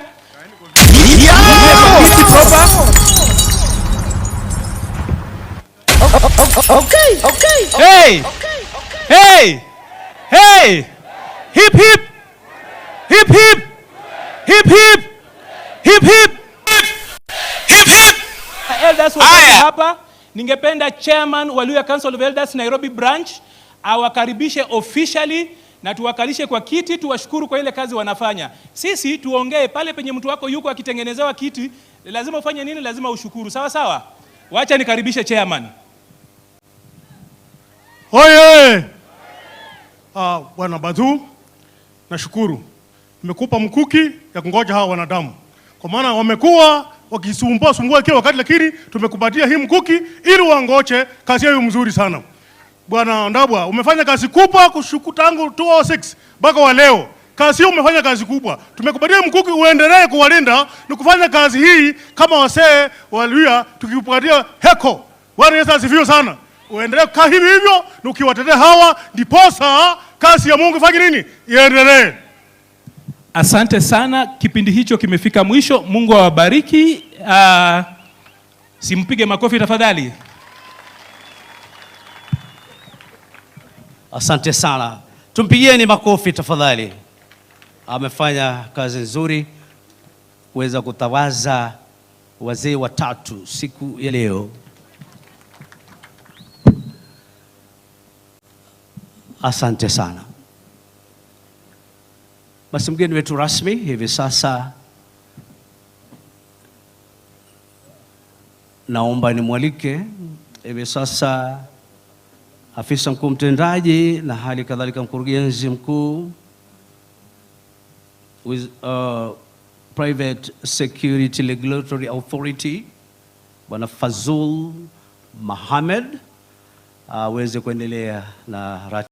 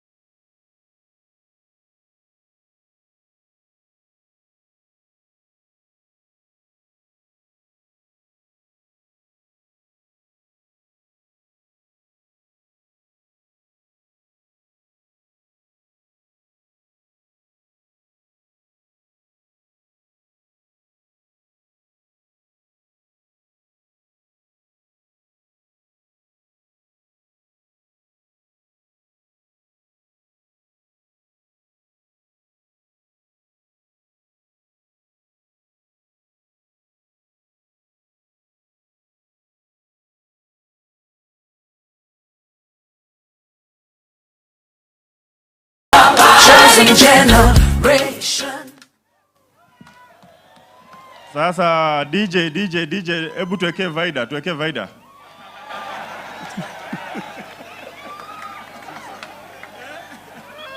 Sasa huu DJ anakata mziki wakati watu wangu wanasherekea.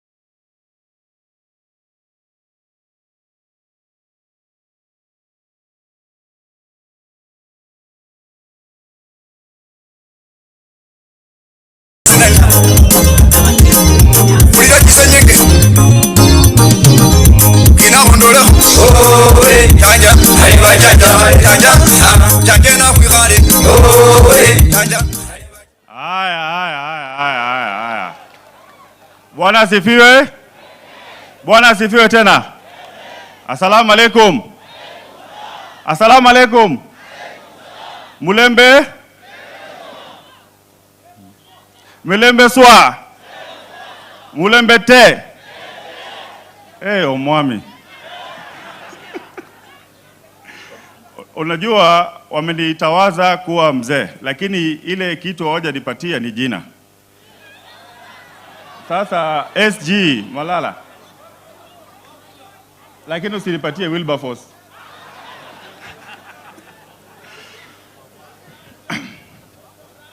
So kabla nizungumuze, ningependa kuinvite a few people that ningependelea wakuje hapa, hata kama hawatasema kitu wawasalimie.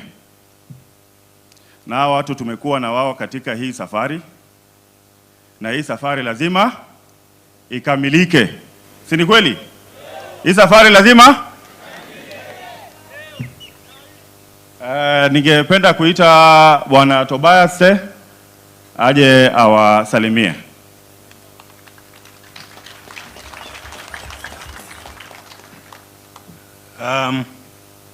Your Excellency, the Governor of Nairobi, the Director General PSRA, all directors present, ladies and gentlemen, good afternoon. I didn't know that I was going to speak. I would have prepared a speech. But I just want to confirm that this journey that has culminated to the event that we are having today, we have been part and parcel of it. And when the act was passed in 2016, we said that now we are in the right direction. And I can confirm, Director General, that you have our support. We must have an industry that is properly regulated so that our askaris can be remunerated well, and they should be able. And I know that we say that a journey of 1,000 miles begins with one step. So that step, we have already made it, and I can see a better future for our askaris. Thank you very much. Okay. Asante Bwana Director Tobias of Riley Falcon. Ningependa kuinvite Kano Githiri. Huyu ni mzee alikuwa jeshi and is one of the best brains that we have in this industry. Mumpigie makofi.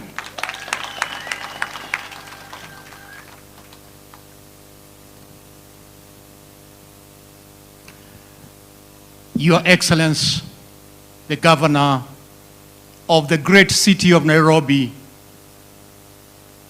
DG, Private Security Regulatory Authority, wageni waheshimiwa, mabibi na mabwana, askari wenzangu, hamjambo? Mimi ni askari kutoka zamani sana. Nilianza kazi ya askari wakati tulikuwa tunapewa 1500 kule North Frontier District. Nashukuru siku ya leo, na kitu nataka kuhimiza tu ni yale ambao nimesikia ya kwamba maisha yako kwa mambo ya mafunzo, kwa mambo ya elimu, kwa mambo ya kusonga mbele ni ya kwamba itabadilika. Hii si kwa sababu yako peke yako, ni kwa sababu tuna watu wengine wanakuja kesho, tuna watoto ambao mmelea, tuna watu ambao ni wajukuu, na tunafurahi ya kwamba mwanzo mpya umekuja. Tunawashukuru nyote kwa uvumilivu wenu na mapenzi yenu kwa nchi ambayo mnaipenda sana. Asanteni na Mungu awabariki. Okay. Asante Kano. Ningependelea kumwalika representative kutoka KOTU ambaye alitumwa hapa na katibu mkuu Francis Atwoli. At least akuje awasalimie.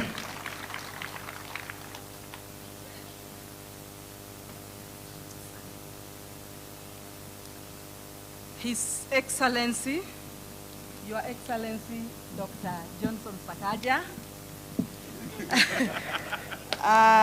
the Director General, Dr. Fazul Muhammad, the General Secretary of Private Security Workers Union, my brother AJAABU, all protocol observed. Good afternoon. Askari oe! Bawabu oe! Asanteni sana kwa kusanyika hapa siku ya leo. Hakika hii ni siku kuu katika maisha ya bawabu wote Kenya mzima. Ni siku ambayo tunatangaza 30K kwa mfuko ya bawabu. Na nimesimama hapa kwa niaba ya Dr. Francis Atwoli ambao ako nje na amenituma nikuje hapa niambie Dr. Fazul ya kwamba KOTU inaunga Fazul mkono 100%. Tunasema ya kwamba enough is enough. Maaskari wameteseka ya kutosha. Na siku hii ya leo tunasema ya kwamba Mungu amewaonekania. Na kuanzia leo 30K mfukoni. Na tunasema tena ya kwamba askari wote mpaka wapewe decent work. Ile inaitwa kazi staha, sio bora kazi. Kwa sababu askari ni mfanyikazi kama mfanyikazi yule yoyote. Na ni lazima tulinde wale wanatulinda. Kwa sababu wakati matajiri wanalala kwa nyumba, nyinyi mnalinda mali yao, mnalinda nyumba yao, wakilala mnaumwa na umbu. Na tunasema hiyo imetosha.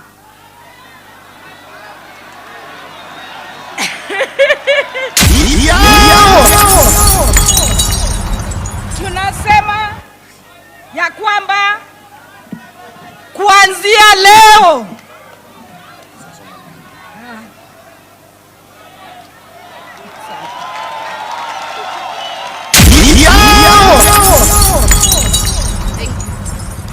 tunasema ya kwamba kuanzia leo wewe ukiwa ni tajiri utaki kulipa askari 30K, tutakupanga sawa sawa. Okay. Askari mpaka apate 30K kwa mfu. Hebu niwaulize, kuna university ya watoto wa askari? Kuna supermarket ya watoto wa askari? Tunaumia na tumeumia ya kutosha. Na sasa tunasema watoto wa maaskari lazima wasome kama watoto wengine. Tunasema ya kwamba hii private security imekuwa na history. Na hakika mmeteseka. Na ndugu yetu AJAABU amekuja kama mwokozi kwenyu. Na ndugu yetu Fazul amekuja kama mwokozi kwenyu. Na serikali ya Dr. William Samoei Ruto imekuja kama mwokozi kwenyu.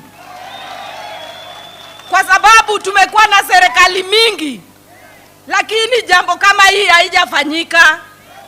Sasa tunasema ya kwamba maisha ya askari ni lazima ibadilike.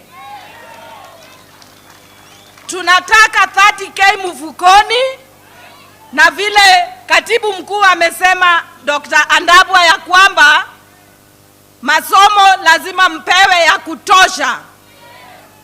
Tepe lazima muwekewe kwa mkono na bunduki mpewe.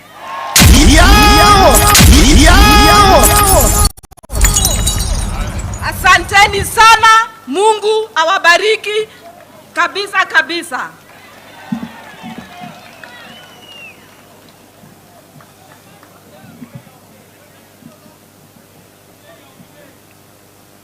Haya, habari zenu?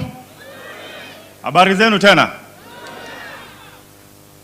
Kwanza kabisa wacha nianze nisema niko na kesi na hii association inaitwa KOTU. KOTU wamekuwa katika hii sekta na hawajazungumza maneno ya askari.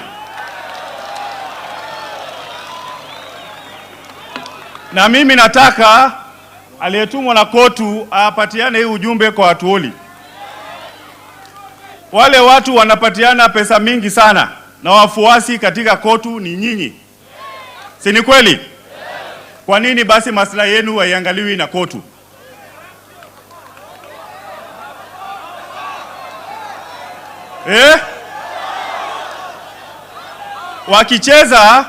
Wakicheza tutaitisha election ya KOTU na tuta-elect one of our own to be the Secretary General of KOTU.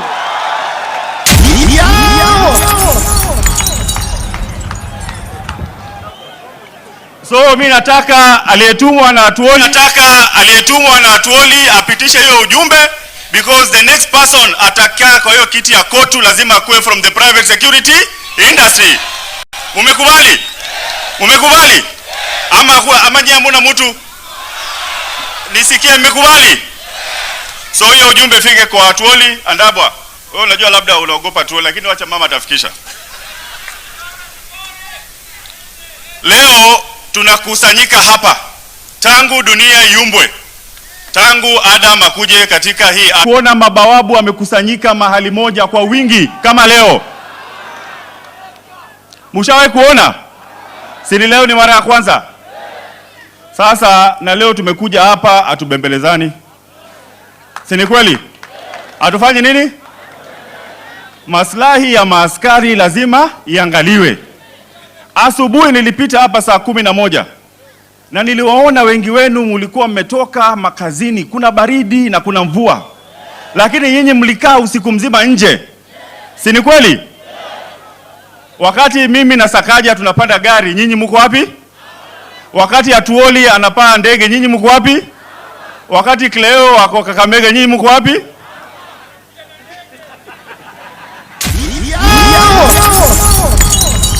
Sasa hata yule mtu anafaa kupata mshahara kubwa kushinda mwenzake ni nani?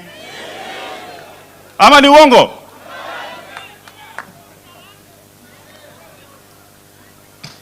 Na tumekuja Uhuru Park leo kwa sababu kama Wakenya, katiba mpya yetu, Wakenya walikuja hapa kwa wingi na wakahakikisha kuwa we promulgated the Constitution of Kenya 2010. It was a new dawn in 2010. And today we say it is a new dawn for the private security.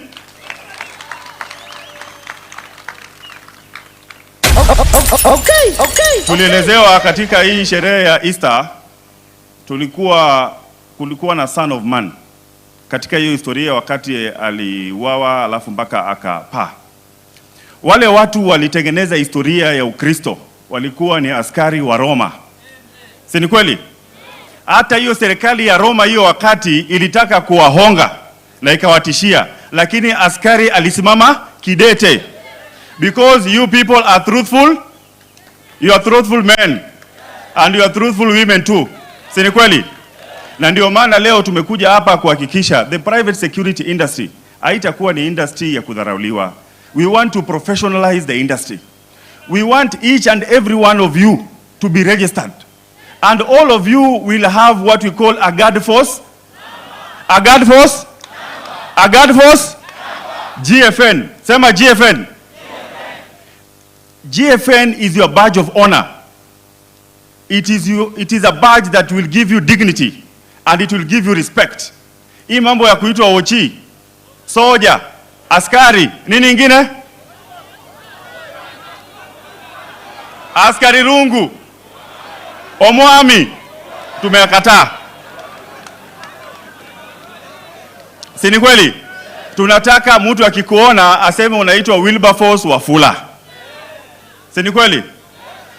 Isaac Andabwa, Joash Soita. We see your names on the guard force number. When you have that number, please ensure you wear that number with honor and dignity and pride. Tumeelewana?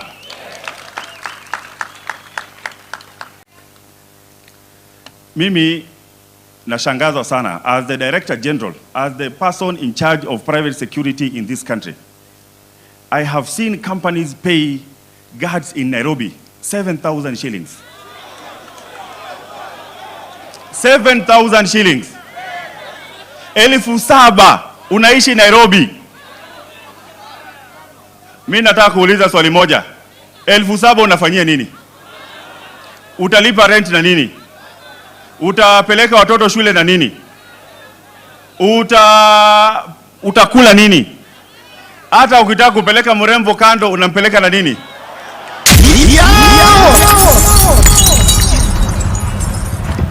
Now, when you give a guard 7,000 shillings and you entrust them to protect properties worth 700 million, are you employing security or insecurity? When you give a guard 10,000 shillings and you want them to protect properties worth billions, are you employing security or insecurity? Hiyo tumesema mambo ya 10,000 tawe. Mambo ya 10,000, mambo ya 7,000, mambo ya 8,000, 20,000. Mambo ni nini? Mambo ni nini?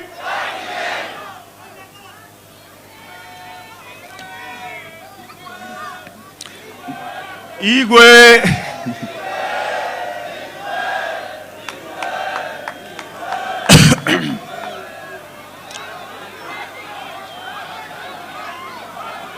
So, now, you bring in a lot of money. You are a sector that cannot be underrated. I was talking here with our county commander of Nairobi, and we have the county governor of Nairobi, my very good friend, Sakaja. Sijui daktari mmetoa wapi, lakini anaitwa Sakaja. Mmempatia? Hata wewe tutakupatia degree honorary. Now, nyinyi munafanya kazi. This industry is worth in excess of 150 billion Kenya shillings. The people who are seated here can run the economy of this town. But wewe una run economy ya nani? Hata unaweza run economy yako? Sasa, na I am sure mumeona ile mambo tunafanya. Si ni kweli? Mambo ya you must have what we call an insurance cover. Askari akiwa mgonjwa anaenda wapi? Askari akiwa mgonjwa anaenda wapi? Ama unaenda mitishamba? Si ni kweli? Askari wana deserve medical insurance ama wa deserve? And you know that is the law. There are no two ways about it. How do you employ somebody without a medical cover? Now, I am told there are situations where you are deducted NSSF, NHIF, but haipeleki huko. Si ni kweli? Wana deduct kutoka kwa mshahara wako lakini hawafanyi nini? Tufanye nini? Now we will ensure that ile pesa yoyote ambayo unakatwa inakuwa remitted. So that ikipata askari lazima ukue na NHIF na ukue na NSSF. Wewe ukiretire unaenda wapi? Now that's why we want a proper comprehensive retirement benefit plan for the guards. Tumeelewana? Many of you, I'm sure you must have read in the last few weeks, we cancelled licenses of 9 private security companies. We deregistered, tulitoa katika register ya serikali. Kwa nini? because they refused to sign what we call a commitment letter to pay the minimum wage. Na mulisikia kelele, lakini mimi nimesimama na nyinyi. Na mimi nawaambia from where I sit, you will be paid properly. All of you who are seated here and your brothers and sisters in other parts of the country.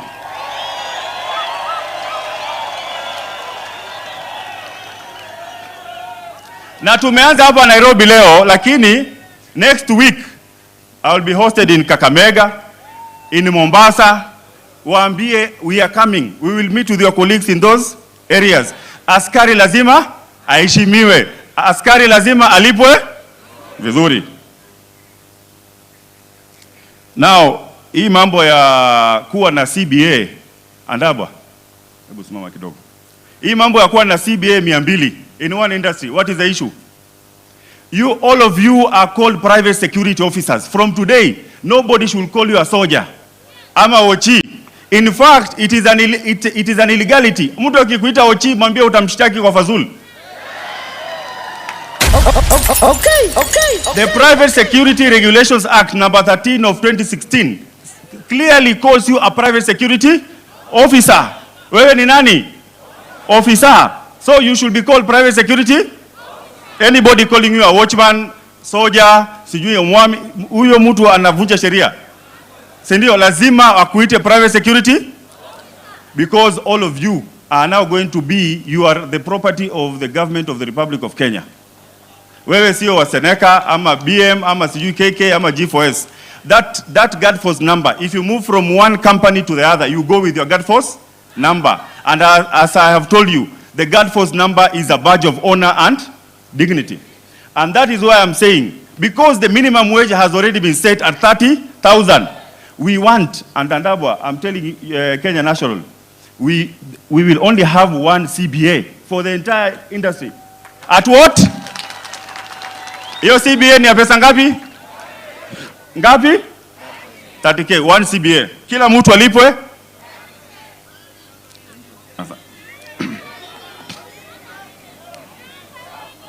Aya.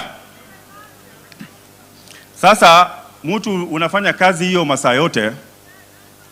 The Employment Act number 7 of 2007, sorry, clearly puts the working hours, the legal working hours, to 52 hours a week.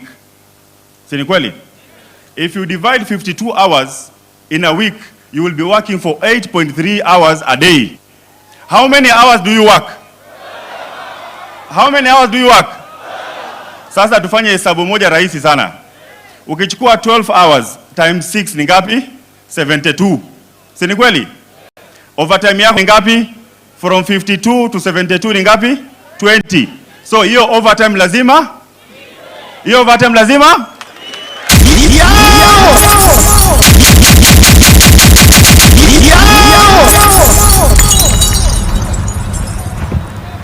And you know, watu wengi wameniuliza hii 30K ilipatikana wapi? Sasa wacha niwapatie hesabu.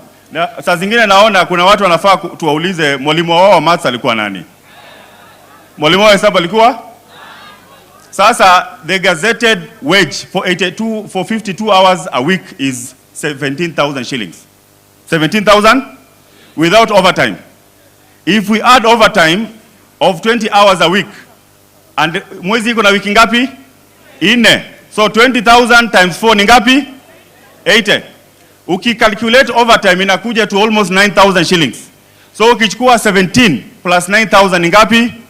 26. Na huyu bawabu, mimi kwa mshahara yangu niko na kitu inaitwa housing allowance. And everybody seated here. Housing allowance ya askari ni ngapi? Sasa tunaweka hapo at 3,000 ama 4,000. Now ukicalculate 27 plus 3,000 ni ngapi? Ni ngapi? 30K. Mtu yote akikuuliza mpigie hiyo hesabu.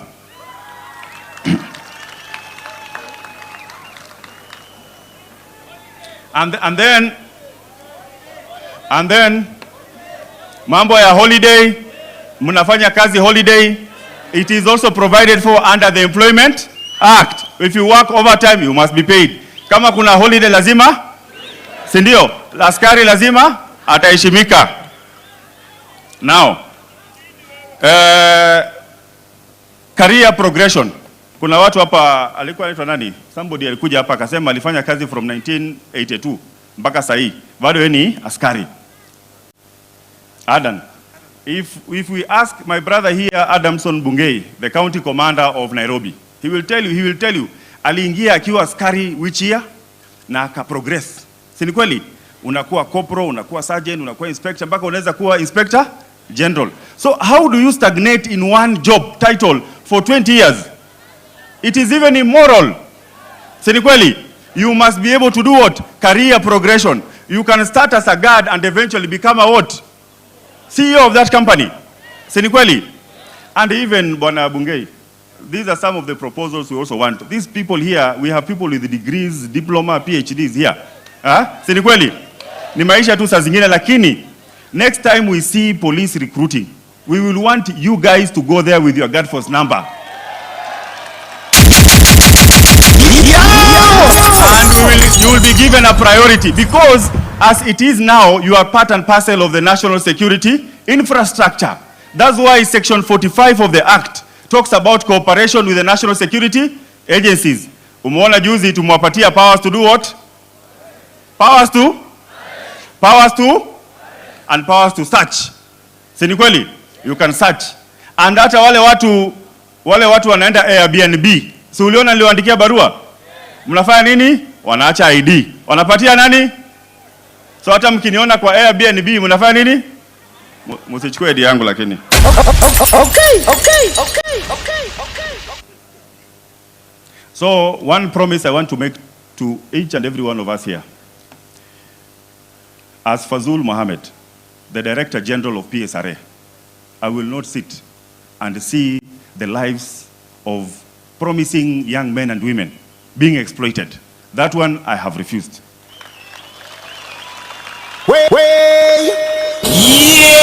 Hiyo tumefanya nini? Tawe. Tumefanya nini? I will not sit down in a very big office there, being paid a lot of money, like Atuoli, and maisha yenu aiongezeki. Hiyo nimekataa. Sitakubali nikae pale na nyinyi hamuna kitu inaitwa guard force. Kila mtu hapa atakuwa na guard force. Each and every one of you here will undergo training, and you will be respected in this society. Si ni kweli? Maisha ya askari lazima yaheshimike. Si ni kweli? Now, for the other private security companies, the compliance and paying the minimum wage is not up for negotiations. Paying minimum wage is not up for. And it is not an opinion. Na sio maoni yangu. And it is not a suggestion. Ni sheria. Tumelewana? So, from today, going forward, askari lazima atalipwa. Atalipwa ngapi?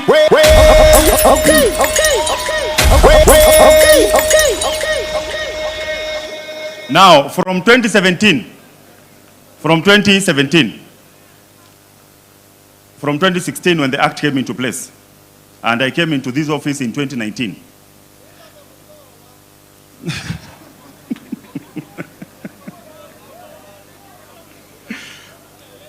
Nimekuja late, better late than never. 2019 when I came to PSRA, sikukuwa na mfanyakazi, sikukuwa na kiti, sikukuwa na kitu yoyote. The only thing I was given was the law. And perhaps the law is all that I needed. And we are here today. We have a regional office in Kisumu.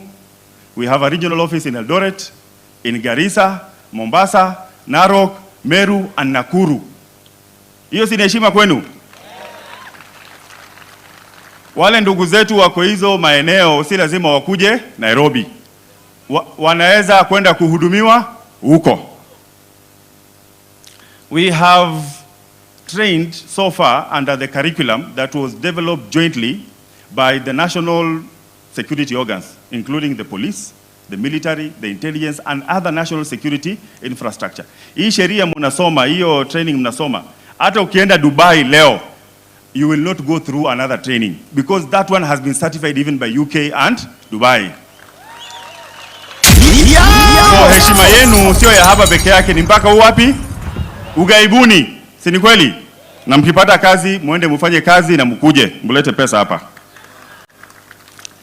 Juzi we have written a lot of policy documents as PSRA, and many of them have actually even been adopted even by the highest policy organ in this country called the cabinet on matters Airbnb. And you could see the important role that the private security guard plays even in crime detection, crime prevention, and maintenance of law and order. Sini sawa?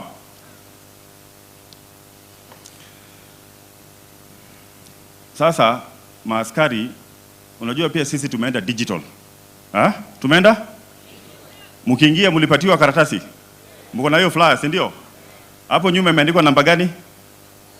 *22 *33 hash *222 *33 hash. Si ni kweli? Ukifinya hiyo inakwambia nini? Weka ID. Alafu ukifinya inakwambia nini tena? Lakini si inakuita jina yako. See, it calls your name. Now that is where we are on matters digitization. We will have your record on our fingertips, so that at any given time, if we are asked, which are these officers that are guarding, let's say, TRM Mall, or the Hub, or Bukungu Stadium, I can say confidently from where I sit. Si ni kweli? Mtaheshimika au mtaheshimika?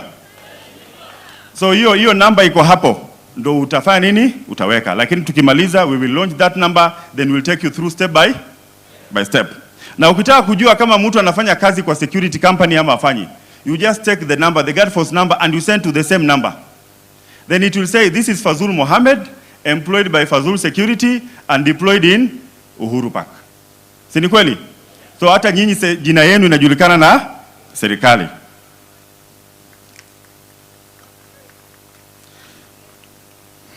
In 2020, we initiated a raft of regulations. Si mnazikumbuka? Mnakumbuka regulations of 2020? 2019, 2020, eh? Tulizunguka, tukatafuta regulations nini, tukatengeneza, tukapeleka hizo regulations bunge. Na tulisema, sini huyu askari anafanya kazi mingi. Walikuwa Westgate, wakati Westgate ikikuwa attacked. Si ni kweli? Na tulipoteza ndugu zetu Westgate. Tulikuwa mambo ya Dusit. Tulikuwa na mandugu zetu. Jambazi anakuja na bunduki. Wewe uko na rungu, unamsaidiana aje? Hiyo rungu hiyo, Si tukasema tulikuwa tunataka umupatiwe nini? Bunduki. Lakini ikasemekana nyinyi hamuja kuwa vetted, security vetted. Hamuja kuwa trained. Na mnalipwa mshahara mdogo.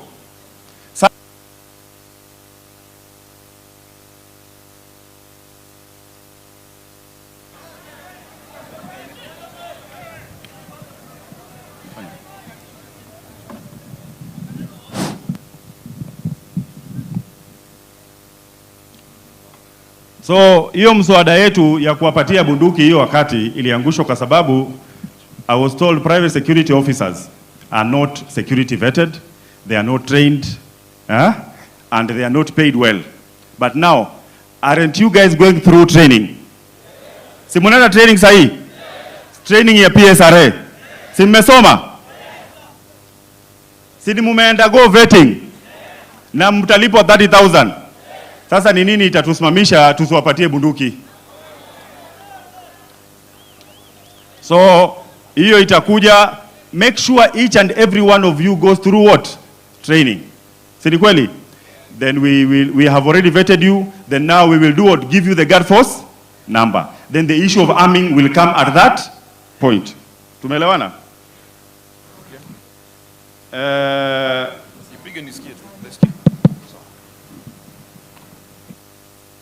We have signed a lot of memorandums with a number of companies, a lot of countries, that once you go through the training that we have here in Kenya, you will not have to go through another training in that country. If you go to Dubai, mkienda wapi?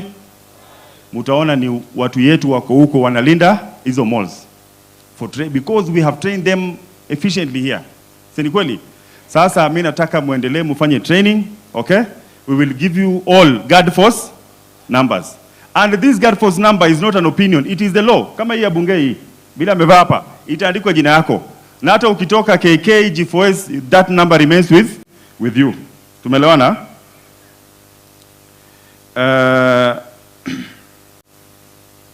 Sasa hii juzi tumetengeneza a new raft of regulations. We have created a raft of regulations. They are already in parliament and I'm sure mumeona katika mitandao, si ndio? Nataka nyinyi muombe tupate hizo regulations. Once those regulations come on board, maisha yenu yatakuwa tofauti. Mimi bwana Bungei, I want a situation where my guards au watu wote wako hapa. Unajua nilikuwa naambia Bungei, I doubt kama akona jeshi kama kushinda yangu. Hapa Nairobi mimi nikileta majeshi yangu hivi na Bungei alete hivi, nani atashinda? Nani atashinda? Okay. Lakini tunataka nyinyi hivi karibuni, and this is for the security firms and the supervisors. We are going to have a meeting of the County Security and Intelligence Committee, okay? And all the private security companies offering security services in Nairobi. Because you are now part and parcel of the national security infrastructure. So that we tusaidie nani? Bungei, you will go through a whole street, you will not find a police officer. But utakosa bawabu. Sasa watu saa zingine wanazungumza kuhusu nyumba 10. Nyinyi ni nyumba moja. Si ni kweli? Nyinyi ni nyumba 10, hii ni nyumba moja. And Bungei, these people, we have trained them sufficiently. They have the capacity now to understand the criminal justice system. They can identify evidence and they can even preserve evidence. Na hao jamaa sasa hata sasa hii unaona na walipa hata kushinda watu yako wengine bana.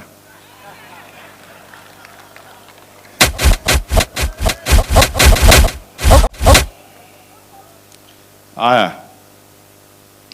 Hii namba iko hapa ni namba mingi sana. Wacha nataka kuzungumza na my brother Cleophas Malala. Mtu yenu sana, si ndio? Mushikilie sana. Amewapigania sana.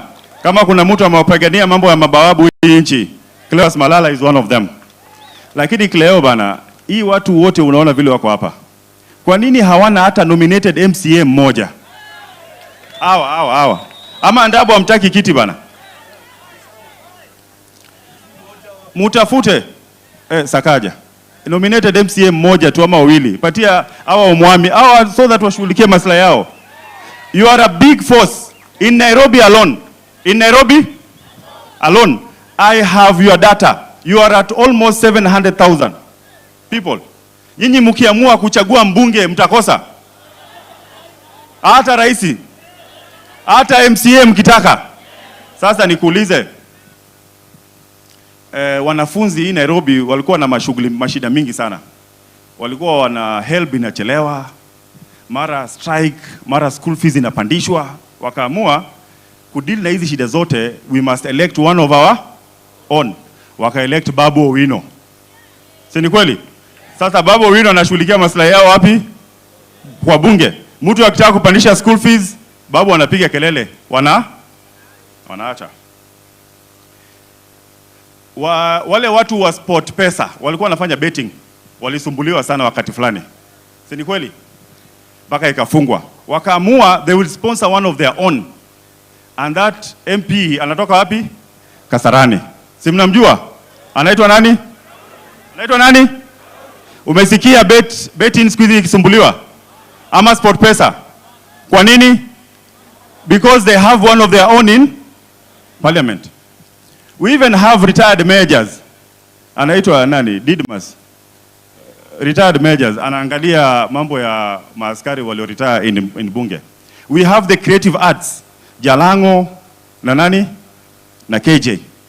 On any matters around local content. Whenever it goes to parliament, inafanya nini? Wao ndo wanaangalia. Nyinyi watu, mtetezi wenu ni nani?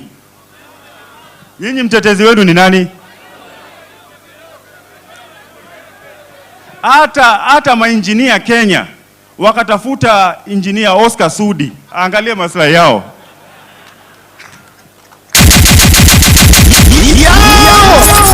Hata engineer Oscar Sudi, mkarabati, anaitwa mkarabati, mambo ya karabati parliament anafanya nini? Anaangalia. Hata wash hapa Kilimani wako na wabunge huku.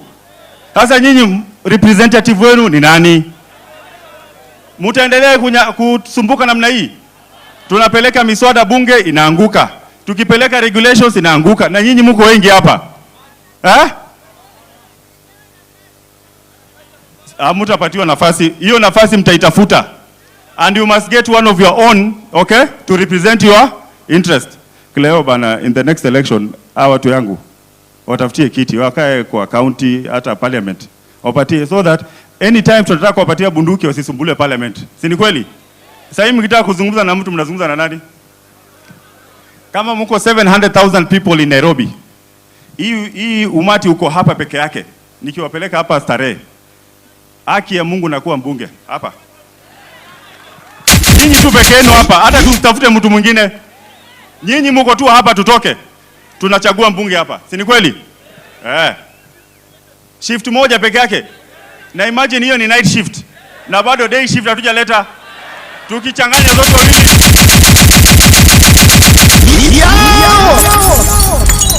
si mambo inabadilika kabisa. Mufikirie sana.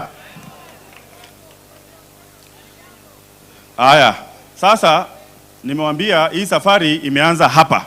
Si ni kweli? Mabawabu wako Nairobi peke yake? Wako Kenya mzima, si ndio? Waambie tunakuja mahali wako. Si ni sawa? Na hii safari, umesikia Ndabo alisema askari wamefika Canaan kabla Azimio. Si ni kweli? Unajua Azimio waliona mamba katikati wakapotea. Nyinyi hapa hakuna mamba. Nyinyi mshafika wapi? The road to Damascus is unstoppable. Si ni sawa?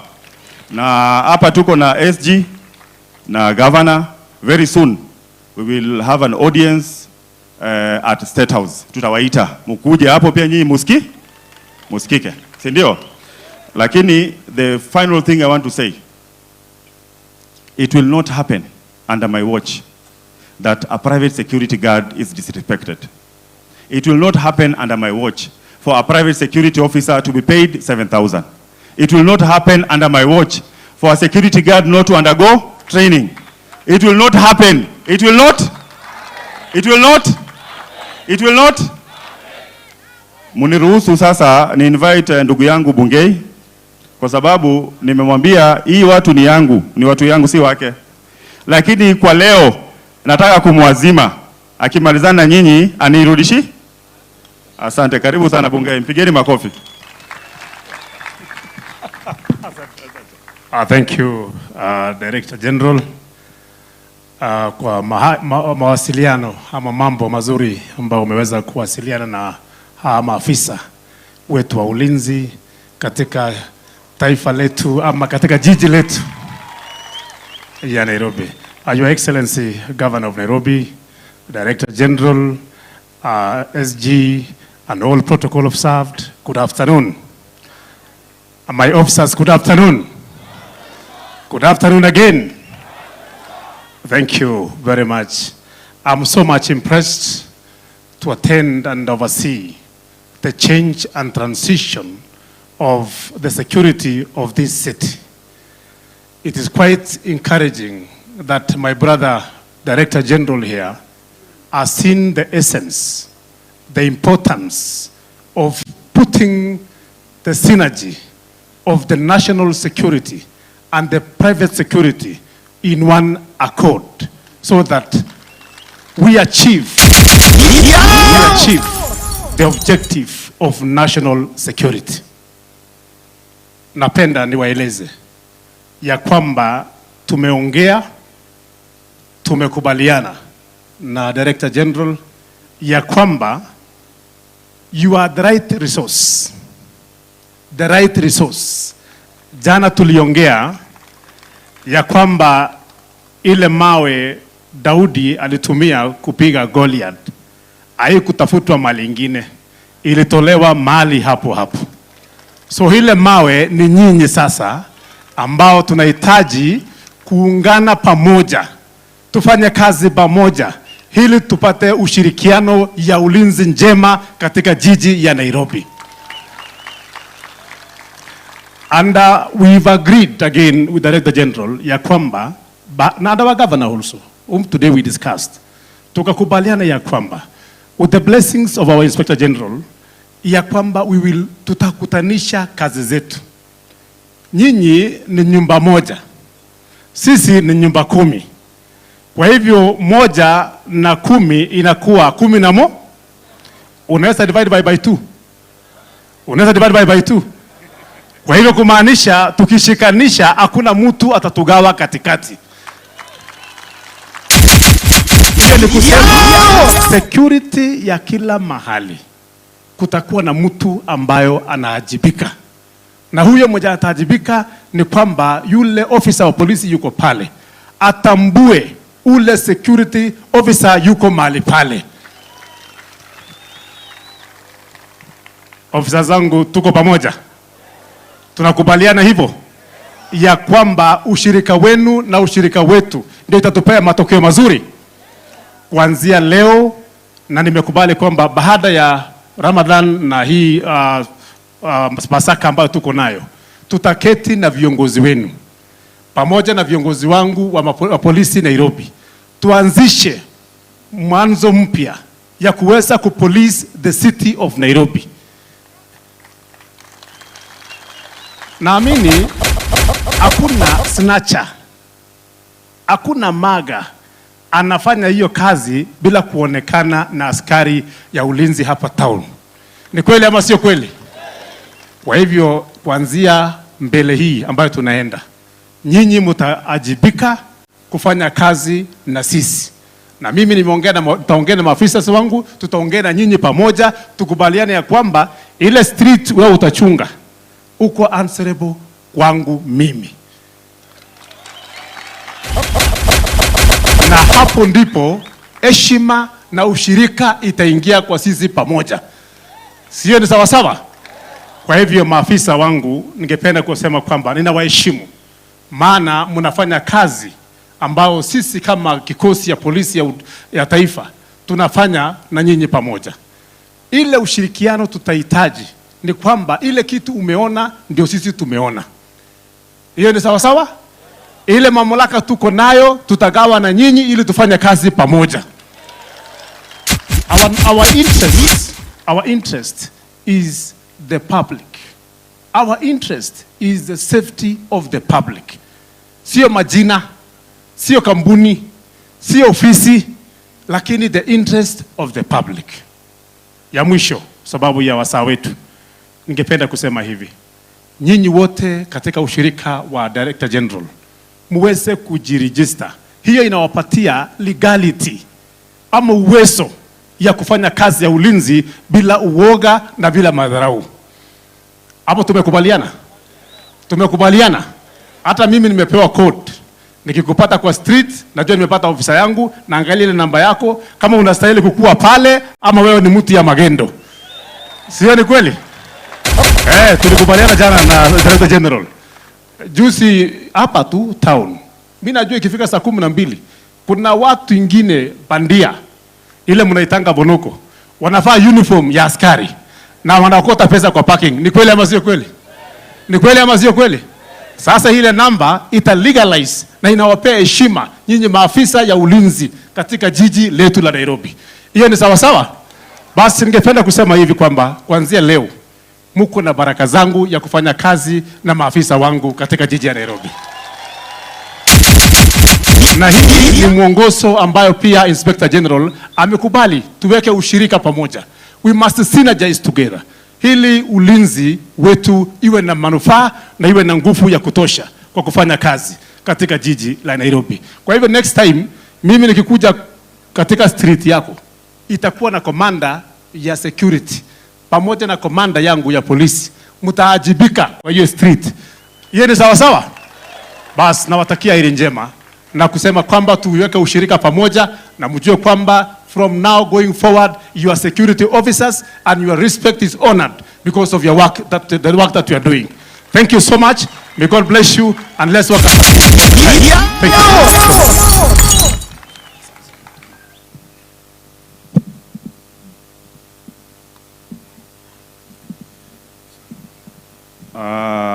Bwana Bungei, asante sana.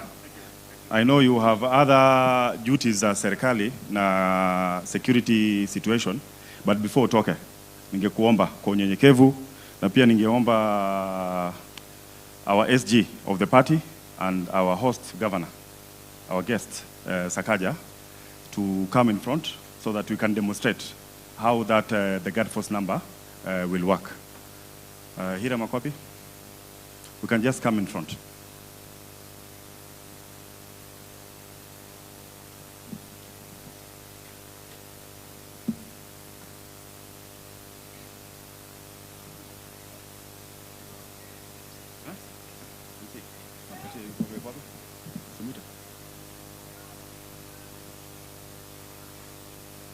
Wacha tu register alafu Cleo ataongea, nimewasikia.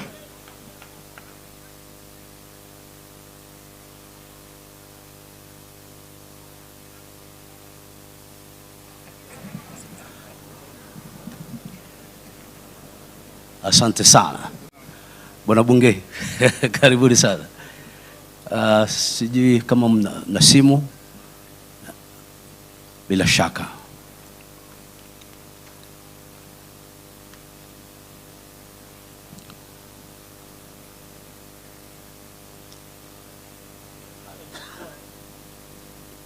Basi kama tuko tayari tuanze na nyota 222. Tuanze tena. Haya. Nyota ama star 222. Star then 333 hash. Star 222 star then 33 hash. Kutoka pale itakuuliza ID number. Naomba uweke ID number yako.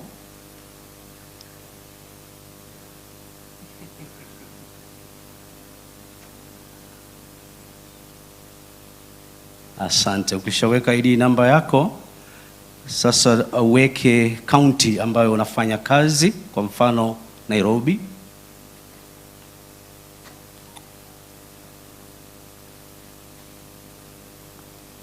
Baada ya kuweka Nairobi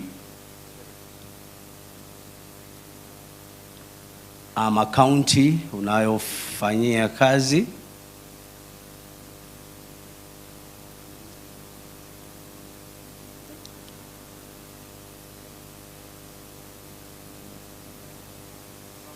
enter securities firms PSRA registration. Asante, wameweka. Unaweza kuchagua kampuni yoyote tu ile ambayo unaona sawa.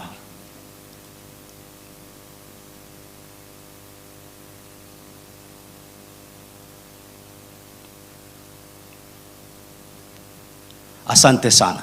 Tuwapigie makofi tafadhali. Namba imeshazinduliwa na QR code tayari tuko nayo. Mambo yamekuwa rahisi sana. Tuwashangilie kwa makofi zaidi tafadhali. Asante kwa sababu ya muda. Sasa hiyo namba star 222 star 33 hash, that is your number. Put your ID, put your security firm number, and it will tell you you are Fazul Mohammed, employed by a certain security company, and where you are actually deployed.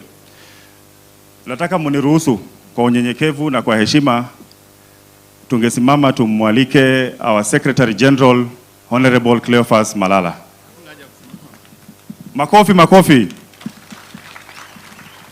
Asante sana Director General wetu Bwana Fazul Wilberforce Mohammed. Mimi nashukuru sana kwa hii hafla ambaye haijaifanyika tangu tupate uhuru.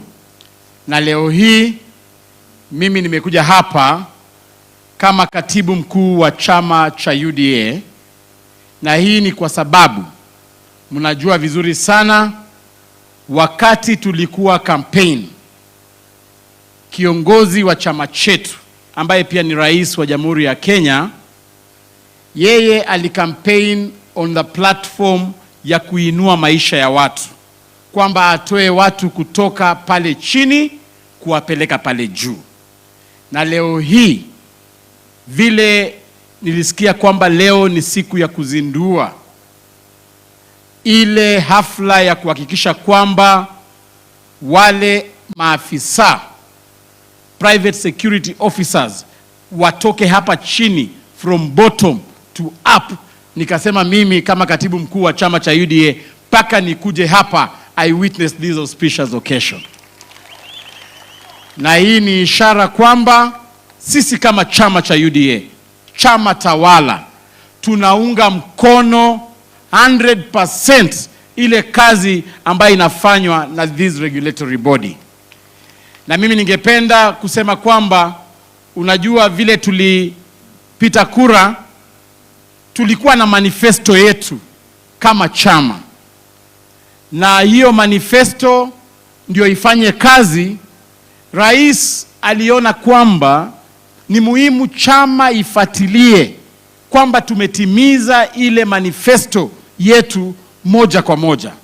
Ndiposa rais aliamua kwamba nikae pale kwenye cabinet, nihakikishe nimefuatilia kwamba serikali na implement ile manifesto yake ambaye tulikuwa tuna campaign nayo. Na sisi kama chama tungependa kupongeza the Ministry of Interior ikiongozwa na CS wetu Kindiki na PS Raymond Omolo kwa ile kazi ambaye mnafanya kwa masuala ya security Kenya hii. Kazi ya security siku hizi tumerahisisha maneno ya security hapa Kenya kwa sababu tunaona calmness in our country. So Bwana Fazul, fikishia CS wetu heko, sisi kama chama tunaunga mkono kabisa ile kazi anafanya katika ministry hii. Na wewe Fazul, pia wewe umejikaza kama Director General wa the Kenya Private Security Regulatory Authority. Hawa wananchi kwa miaka mingi sana wamekuwa wakidharauliwa, wamekuwa wakiitwa watchmen, ati watchi. Lakini wewe Fazul umeleta sasa heshima katika sekta hii. Na sisi kama chama tunasema kwamba ni lazima sasa askari wa kibinafsi haheshimike, na ile standards ambayo mmeweka hapa sisi tunaunga mkono 100% paka hawa wapate mishahara ya kuheshimika ndio waweze kuza familia zao.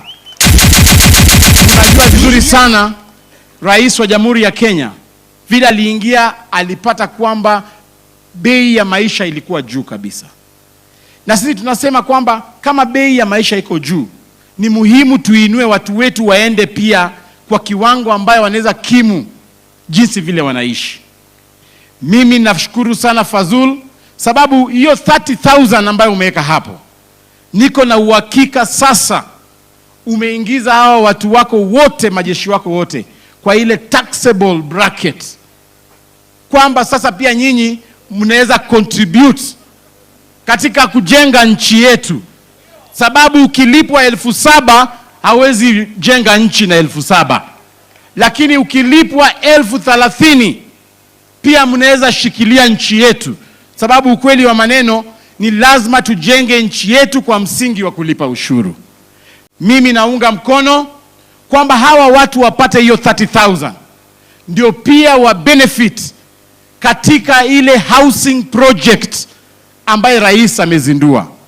Tunataka askari pia wa own nyumba hapa Nairobi, waishi kwa nyumba mzuri hapa Nairobi. So mimi naunga mkono Fazul ile kazi ambayo unafanya. Umeweka nidhamu katika sekta hii. Tumeona wasichana wetu wakidhulumiwa sana kwa hii masuala ya apartments hapa Nairobi. Ni wale mabawabu private security ambao watatusaidia kuleta heshima katika hizi mushrooming apartments ambazo ziko hapa Nairobi na Kenya nzima. So Fazul Mohamed, this is not a joke. Ile kazi unafanya, mimi ningependa kusema kwamba Mwenyezi Mungu akubariki kwa sababu umeshikilia hawa watu. Hawa watu walikuwa wamedharauliwa sana. Na mwisho kabisa, Governor wa kaunti ya Nairobi, mimi nakushukuru kabisa, sababu umekuwa mwongozo wa mbele kuhakikisha kwamba city yetu imekuwa city ya heshima. Hata hapa mahali ambapo tuko hapa, nimekuja leo nikashtuka sana kwamba Uhuru Park inaweza kuwa mahali pasafi vile pako hivi. Governor Sakaja, najua una undergo changamoto mingi sana, but I want to encourage you as you lead the city. Security is key. Na mimi nashukuru kwa sababu nimesikia afisa Bungei akisema kwamba anaenda kufanya kazi na private security. Vile vile ningependa gavana pia uongee na askari wa Kanjo waweze fanya kazi na our private security na ile national security. Sababu security is one component. So mimi najua wale watu wa Kanjo wakifanya kazi na private security na ile mainstream security yetu ya nchi, we shall have a secure city hapa Nairobi. Na mwisho nataka kuongea sasa kama Mluya, kwa sababu nimekuja hapa nikashangaa hii watu yote, kwani mimi nashukuru hii ndio sekta ya kwanza ambaye watu kutoka mkoa wa Magharibi wako karibu 70%. Mimi ningependa kuomba viongozi wetu, vile Mheshimiwa Director General amesema, kwamba nyinyi watu ambao mko hapa katika private security kutoka jamii ya kutoka mkoa wa Magharibi, it is important vile Rais wa Jamhuri ya Kenya kupitia internal security anajali maslahi yenu, anataka kwamba mpate mshahara wa heshima. Mimi naomba ikifika kwa masuala ya kisiasa, msimame na Rais wa Jamhuri ya Kenya. Msifike pale mwanze kuongea lugha ingine. Haleluya, Muranga. Munasikiza? Tafadhali, ni muhimu msimame na Rais wa Jamhuri ya Kenya kwa masuala ya kisiasa. Sababu yeye amesimama na nyinyi. Yeye anafanya kazi kuhakikisha wewe kazi yako imeheshimika. Tafadhali msituaibishe. Mtamshikilia? Mtashikilia rais? Wangapi wanasema watashikilia rais kwa masuala ya kisiasa? Na mwisho kabisa, hapa Nairobi, huyu mtoto wetu, si mnajua ni Wengo, mtamshikilia? Mimi nashukuru sana, tuzidi kufanya kazi pamoja. Fazul, congratulations. Send my congratulatory message to your PS, Honorable Raymond Omolo. Send my congratulatory message to the Cabinet Secretary wa Interior kwa ile kazi mzuri mnafanya. Na mimi nataka kupeana onyo kwamba mkimaliza hii story leo hapa, tunaenda kupigana vita kubwa sana ya implementation of these resolutions. Sababu mimi najua mtaongea hapa, lakini implementation itakuwa na shida. Mnaenda kupigana na court cases. Kuna wale wenye makampuni wanaenda kotini sasa, waende wasimamishe, waseme muendelee kulipwa shilingi 7,000. Mimi ningependa kusema sisi kama chama tutaendelea kuhakikisha kwamba the resolutions of this meeting are implemented, kwamba sio mzaa. Hapo itakuwa makosa sisi kukutana hapa Uhuru Park tuagize watu 30,000, alafu tukirudi kwa kampuni yako unaambiwa unajua budget hakuna. Na najua itaanza. Mjue kwamba sisi tutaangazia zile kampuni ambazo zitakataa kulipa watu mshahara yao, na sisi kama chama tutasimama na watu wetu. So Fazul, wewe unaandika tu list, unasema kwamba hii kampuni inaitwa sijui nini security imekataa. We must implement the resolutions of this meeting. sababu hapo ndio shida itaanzia. Mtaongea hapa mzuri, tucheze vaida, tucheze sijui nini, lakini on Monday mnarudi kwa 7,000. That is the reality.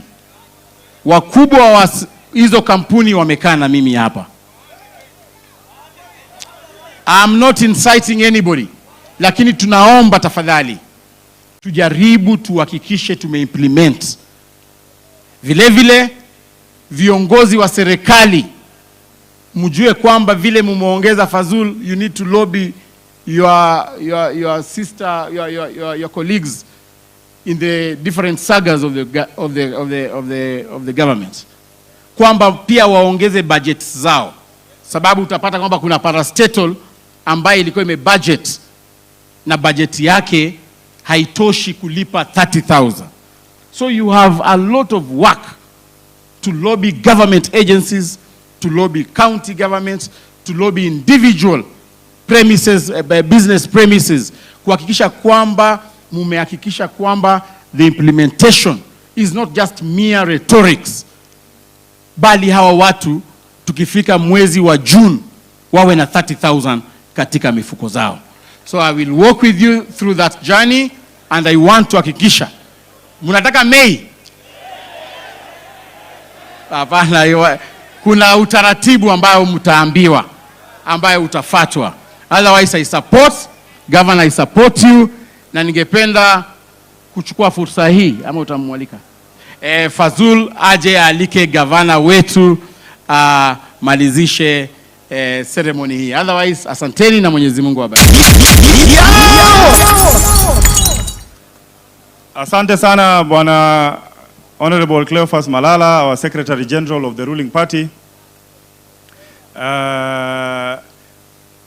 Bwana Andabwa, nimepata request mingi sana kuhusu sako ambazo watu yangu wanaweka pesa alafu zinakuliwa. Wanaweka hizo zinatumika kufanya vitu zingine. Si ni kweli? Sasa Andabwa amekuwa akiniambia na watu wengine tutengeneze sako ya walinzi. Hii namba ni kubwa sana. You are 1 million plus. Even if you just save 1,000 shillings a month, that is 1.3 billion shillings a month. Actually, we will not even register a SACCO. We will now open a bank for the private security guards. Na tutaleta walinzi bank. Si sawa? Nyinyi mko wengi bana, kwa nini mnapeleka pesa kwingine? Si mtengeneze mambo yenu. Your Excellency, the Governor, Chief Guest, and is my very good friend kutoka wakati tukiwa shule. Amewapigania sana. Hata hii safari ya nyinyi tutawapeleka State House, tutafanya kazi na yeye. Niko na ombi moja tu Bwana Sakaja. I may not make this city cleaner or any other way, but the only thing that I can assure you, we will make Nairobi safer with these people. Na hii watu ni watu yako. Si ni kweli? Tumekubaliana tutahakikisha Nairobi is a safe city. Mambo ya mugging ipotee. Mambo ya any other criminality ipotee. Na Bwana Bungei ako hapa. Ukiona mkora unaita nani? Bungei. Bwana Governor, nimeona juzi umeadvertise kanjo 4,000. Si upatie watu yangu 1,000. Nimelaka kombo ya Yesu Masia. Nimelaka kombo ya Yesu Masia. Asante sana. Bwana asifiwe. God is good and all the time. Tusalimiane kwa hewa kama tunaonana. Private security officers hoye. PSO hoye. Mko. Najua mlikuja mapema. Niliona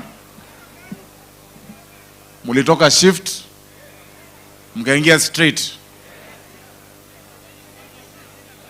Na mnajua, hata niwaeleze. Mnajua, kuna mtu hapo ananijua vizuri sana. Sasa hii uwanja ilikuwa haijafunguliwa rasmi. Kuna kazi ilikuwa inaendelea bado na tumemaliza. Ndugu yangu Fazula kaniuliza, aliniambia kuna mkutano ya private security workers na wanaomba kutumia Uhuru Park kwa hafla hii. Nikamwambia ingekuwa ni mkutano mwingine ya mambo tofauti hatungekubali, lakini haikuwa mtu yoyote, haikuwa kikundi chochote, ilikuwa private security officers ambao ni watu wangu. Nikamwambia please, tumekufungulia asubuhi na mapema, tunakaribishwa Uhuru Park, na baada ya hii sasa tumefungua uwanja huu, nyinyi ndio mmezundua. Baadaye tutafanya tu mafunctions, tutafanya hizo mafunctions, jeshi walimaliza kazi yao, uwanja huu umerudi sasa kwa wananchi wa Nairobi. So tarehe hii hatusahau kwa sababu ni nyinyi ndio mmeweza kufungua. Pia ningependa kusema ni kweli ya kwamba hakuja kuwa mbeleni mkutano kama huu mkiwa wengi hivi pali pamoja. Na hapo awali, tangu taifa letu lianze, tangu Mungu ajenge Afrika na ajenge Kenya, mlikuwa hamjengea State House. Sijui kama mnakumbuka yule mtu aliopeleka wa kwanza State House, tukaingia kwa nyasi, tukaangalia rais hivi uno kwa uno, tukazungumza mambo yetu, tukakunywa chai, tukakula mkate, tukafanya picnic, tukaachiwa kakitu. Nani aliopeleka? Si ni mimi? So inakaa tuko na historia mzuri pamoja. Lakini leo sina furaha sana. Sina furaha sana. Kwa sababu unajua kuna mambo nimeona misifurahi. Na kama gavana wenu lazima niambie ukweli. Unajua nilikuwa bunge, nimemaliza mambo ya bunge. Nilikuwa naandika sheria, siku hizi siandiki sheria, nina assent na sign sheria ambayo imepitishwa na wabunge. Hii safari haijaanza jana. Hii safari imeanza muda mrefu uliopita. It is very sad for us to keep talking about the same things, going about the same way and expecting a different result. It is very sad. Hii sheria ililetwa bunge na ni muhimu sana tumkumbuke na tumshukuru. Saizi ni waziri wa defense Adan Duale. Alikuwa leader of majority when the private security regulation law was brought. Na nilimsukuma wakati huo sana kuhakikisha sheria imeletwa, imepitishwa. Tukaipitisha. 2016 tukaambatana wote State House. Ndugu yangu Aden akasimama, Rais Uhuru Kenyatta karibu aanguke na furaha. Kwa sababu Aden alikuwa na mchunga kule Valley Arcade na alikuwa anachunga ile apartment alikuwa anakaa. Na Aden ulisema 1994, ni 1984. Nakata tarehe unaanza kusahau, umezeeka kidogo. 1984, because when he left university in 85, pale alikuwa anakaa Valley Arcade, Aden ndo alikuwa anachunga. Tukasema hii mambo yote. PS Kibicho Karanja wakati huo akaleta orodha ya kampuni ambazo hazilipi minimum wage. Tukakuja hapa Labor Day. Wakati huo rais kwa mara ya kwanza kwa miaka miwili mitatu akaongeza minimum wage. Tulifuata hayo? Tulifuata? Mkasema mnataka sako moja. Hiyo wimbo yote mnaimba leo mlimba 2016. Nilitoa milioni ngapi? 3. Rais wakati huo akanituma na pesa, tukaleta. Where was it? Andabo. Nyayo Stadium. Nyayo Stadium. Si nilileta? Why are we talking about the same thing today that we discussed in 2016? Mimi nimesikia uchungu mambo mawili. Na mnisikize. Unajua mimi ndo gavana yenu. Yeah? I must tell you the truth. I feel pain mambo mawili yakifanyika. When you take these security officers for granted and when you take the community for granted. Mmetumiwa kwa muda mrefu sana. I am telling you the truth. Kwa muda mrefu. Mambo inafanywa mnachekelewa. Mmekuja hapa sarakasi? Have you come for drama festival? Have you come for games? Have you come for a picnic? You must believe in your rights and you must change how you operate. Wakati huo nilikuwa nawatetea kama mbunge, nikakuwa senator na nawashukuru mlinichagua. Singekuwa senator bila nyinyi. Na singekuwa governor bila nyinyi. Saizi mambo ya kelele nimetoka. It is time for implementation. We must implement what we agree on, ama tutachekelewa mpaka dunia iishe. We have had leaders, great leaders. Great leaders. We cannot have child's play when it comes to matters of lives and livelihoods. Hawa watu wameteseka sana. Muumia kwa muda mrefu. Nimefurahi sana mkutano huu inafanywa 2024. Sio mwaka wa siasa. So hakuna siasa hapa. Si ndio hiyo? You cannot take any false promise anymore. 2024. Ile kitu mmekubaliana. Si kuna 25. 26 mtakuwa bado. Mtakuwa mona 2027. Sijui kama tunaelewana. My Secretary General is here. Fazul, my brother, ambaye nampenda sana. Wakati tulienda State House, we had passed the regulation, there was no authority. There was no Director General. Today that you're here, there must be a change. Matumaini ya watu wote iko kwako. It is not business as usual. It will not be. Tunaelewa? Because once you make such a commitment, I tell you, we must meet it. Mimi nimekuwa chairman wa Labour kwa Senate. Nimekuwa chairman kwa National Assembly.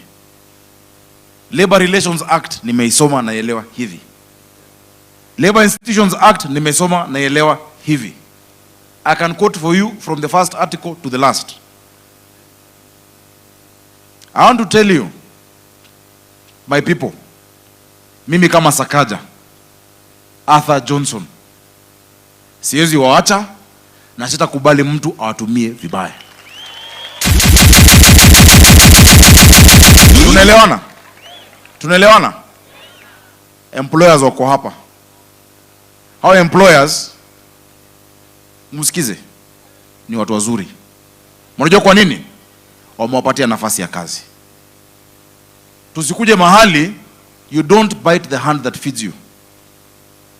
We discuss with them and tell them this is our expectation. Hawa watu hawezi ishi na 10,000. Hawezi ishi na 15,000. How do we get to a middle ground? I want to assure you, employers, hawa wadosi wanalipa security company because mnaogopa kuongeza bei, which you will have to do. If we say 30K, itatoka wapi? Si ile pesa wanalipwa? Hawa hawana migodi ya dhahabu. Do you have an oil field somewhere? But I want to assure you, because you must be realistic. Mimi sipendi kitu tunaita watu tunawadanganya mfurahi muende. That will be irresponsible of me as your governor. It will be responsible. I want to assure you, na niwapatie assurance, the private security companies. There is no one who pays you 40,000 or 50,000 who is happy sleeping in his house na watchman akonja. I want to assure you. I want to assure you that I would rather pay 60 or a bit more, but the human being, Bwana Ukelo, wewe uchungi kwangu, ni huyu askari wako. Si ndio? Sasa akiwa akonja na kwa hapo nje kwa geti yangu, si hata atasaidia watu wa kupora wapore. So it's not security, it's just a semblance of security. So So be bold also. I know you have running contract. Unajua wale mnasema mlipe kesho, mtalipiwa wapi? Msikuwa mnakuja mkutano kutaka kudanganywa. Uende tu ukipiga usikuti umefurahi kesho mkamba. Mkamba gani? Si tuambie ni lero ni lero ndio msindi alimba. Obola mkamba ni mube. Lakini kuwadanganya mambo ya kesho, is it right? So we want to see a framework and action plan between the Security Regulatory Authority, the union, and the employers. You have running contracts. Utabadilisha kesho namna gani? Unajua pia tusidanganyane. Hii Uhuru Park ni mahali hiyo bendera tulinua 27th August 2010. Our constitution talks about truth. 30K lazima itafikiwa. Give us a roadmap that is realistic. Give us a real roadmap. Ndio ukipatiwa kitu, hiyo kitu inaonekana ndio this can be implemented. Ama niseme tu mlipo kesho. Sasa mko na option mbili. Me, I can do very well on both. I can do very well. Ukweli ama ni wadanganya? Ukweli ama ni wadanganya? Si ni ukweli? Bwana, because you made the mistake to call me to this function, I will say the truth. Because these people, I have fought with them for a long time. I have worked with them. Please, Fazul, my brother, Tongaren, the secretary, chairman. Unajua ile Tongaren kwetu ni ilikuwa baba yake? Ama mjui? Van Tongaren. Kule Bungoma za Tongaren ndio inatoka kwa hao. So inakaa tumekuwa nao miaka mingi. Andabwa, Isaac. You know, CBA's, Labor Relations Act, a collective bargaining agreement is between an employer and an employee. Isn't it? What the union does, or a coalition of employers, it guides the discussion so that you harmonize. Lakini ile barua wewe utaandika kama uko KK, ama uko G4S, ama uko Lavington Security, ama uko Hatari. Based on that guideline, will be between you and your employer. Isaac, you know that. That is the law. Hata madaktari ambao wanagoma nationally, wote wako na mkataba na county ambayo imeandika. Sio national. That is why today in Nairobi, madaktari wangu wako kazi. Ninaambia hamna shida na mimi, una shida na kwingine, kwangu mrudi. Ama tuandike wengine, wamerudi. So let us be realistic. I want us to get to 30K. Give us the... Acha nikwambie, msiko mnasema vitu kupigiwa makofi. Makofi itaisha. Wale wanakupigia makofi, kesho ndo watakusulubu. We in Easter. Wale walimbia Yesu Hosana, akiingia Jerusalem, akiwa amepanda punda. Hosana, Hosana na matawi. Wiki moja, walikuwa wanasema aje? Crucify him. So don't come here kupigiwa makofi alafu kesho. Let us do a proper roadmap. I am ready to sit there. I was chair of COG Labor Committee. Please be honest also as employers. Be honest. Because pia mko na dhambi hapo awali. Hapo awali minimum wage was taken as a suggestion. Minimum wage is not a suggestion. Minimum wage is the law. Tulikuwa tunapitisha hapa, Atuli anapigiwa makofi, Rais anapigiwa makofi, kesho 7,000 bado. It's criminal. It is wrong. Alafu ile mnaambia watu ni kama utaki siuende nitaandika mwingine. We cannot take advantage of unemployment in this country. Let us not take advantage of unemployment of our people. Si ndio hiyo? So tunaweza anza mkondo mpya tafadhali. Ili tusije hapa baada ya miaka ingine 5 tudanganyane, Steve K atupigie hapa iskuti tucheze, tuende tukicheka na mfuko bado iko na shimo. Mtoto bado njaa. Wale hawendi shule, hawendi shule. Are we together? So I know we can do a roadmap, but I want to assure the employers, we will stand with you. If you need to adjust, which you will need to say the truth, you will need to. You will need to adjust how much you're charging, adjust it, but also reduce a bit of your profit margin. ya ile miaka yote mmekulia below minimum wage, ile yote mmekula ya minimum wage, adjust it a bit. So if you're making, unajua unapata mimi nalipa 50,000, mtu analipa 7,000.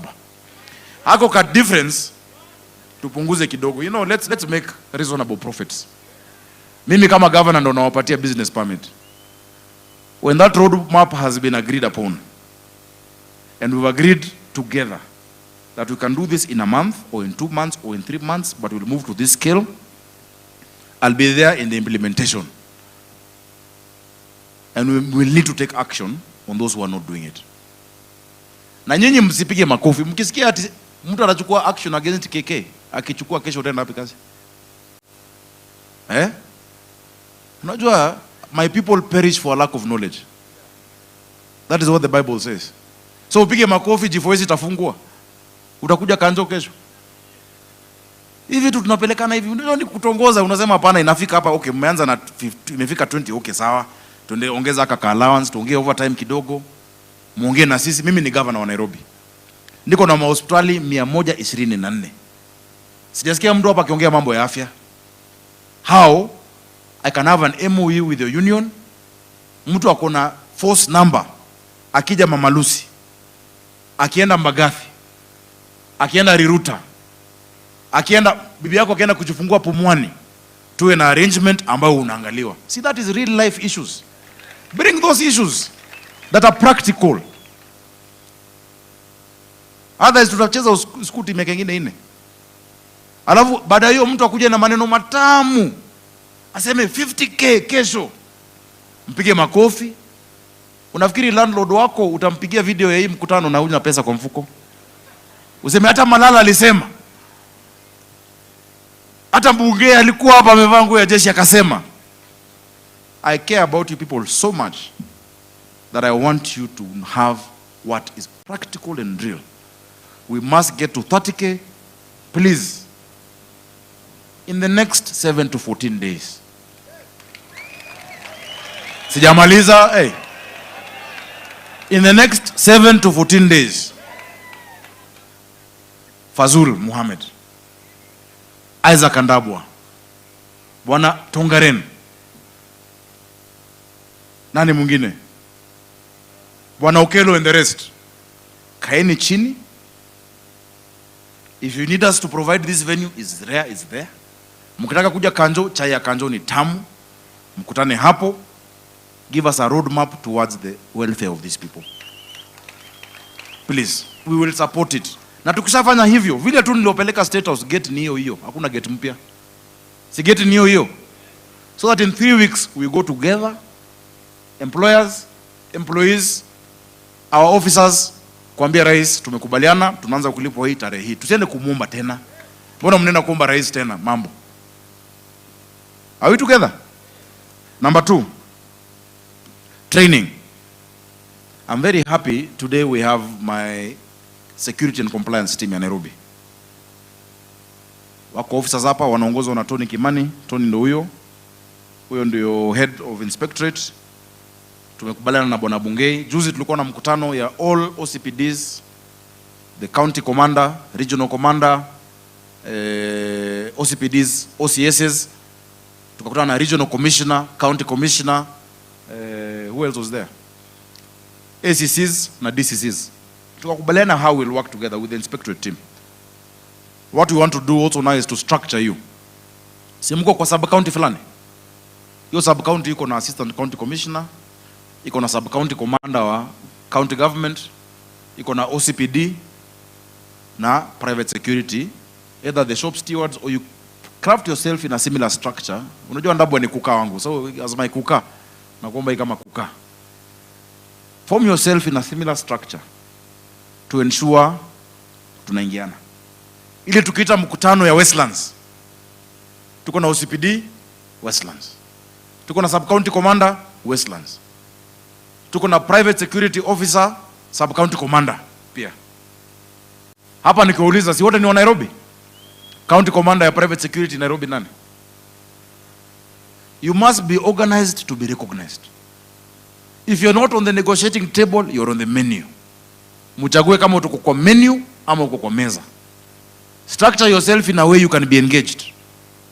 I need you to have a Nairobi County commander, sub-county commanders, na mpaka ward.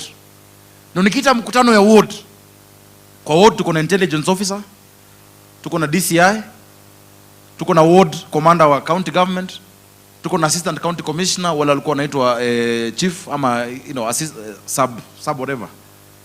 DO, sorry, alikuwa anaitwa DO. Wako hapo. If you structure yourself in a similar manner, Isaac, it makes it easier tuingiane. Mimi naambia vitu practical, saa nyingine zina bow, but ni za ukweli. Na hiyo ndio itawaokoa kwa ile safari mnaenda. So I'll be very happy if you have that. Hata leo tukiwa hapa, rais wetu anajua tuko hapa. Nilimweleza tunakufanya mkutano. Akaniuliza tena. Nikamwambia hapana, lazima tukubaliane. So that we go with something. Sasa ukirudi nyumbani utaambia nini bibi yako? Utasema ile wimbo ilichezwa tu. Useme Steve K leo bwana amevaa kama security. Is that the takeaway home? What are you going out of this place with? Hope is a good breakfast but a bad supper. Those are the words of Francis Bacon. Hope is a good breakfast. Unaweza toka nyumbani na matumaini, but kurudi tena na matumaini tu ni ngumu. Are we together? Mimi niko na matumaini kubwa. We have Dagoretti Training School of our inspectorate team. Isaac, we are ready to work with your entire team to offer that ground so that we can also have your training. You have a curriculum by Fazul. Let's use a joint curriculum. Ile kitu watu wetu wanajua na ile watu wa bunge wanajua. Thank you so much. Let's work together. Let us synergize.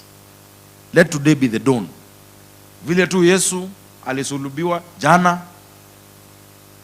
Saturday, Biblia inatuambia pale alikuwa, lakini kesho sasa ndo kafufuka. The private security union, private security officers, your resurrection is nigh. Your resurrection is here. Nikimalizia, kwa sababu nimesikia sasa ati mlikuja mapema.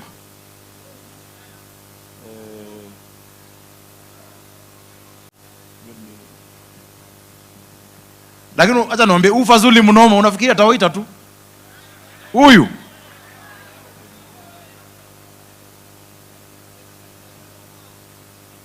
Fazul, huyu ni mnoma, ni operator, mzimone hivi tu.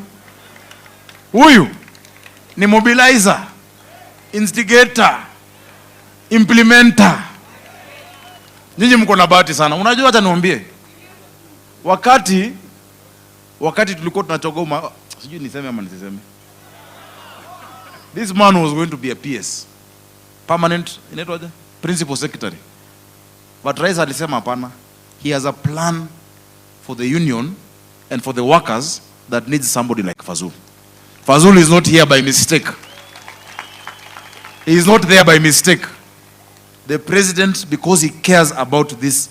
Acha niwaambie, rais wetu William Ruto anawajali.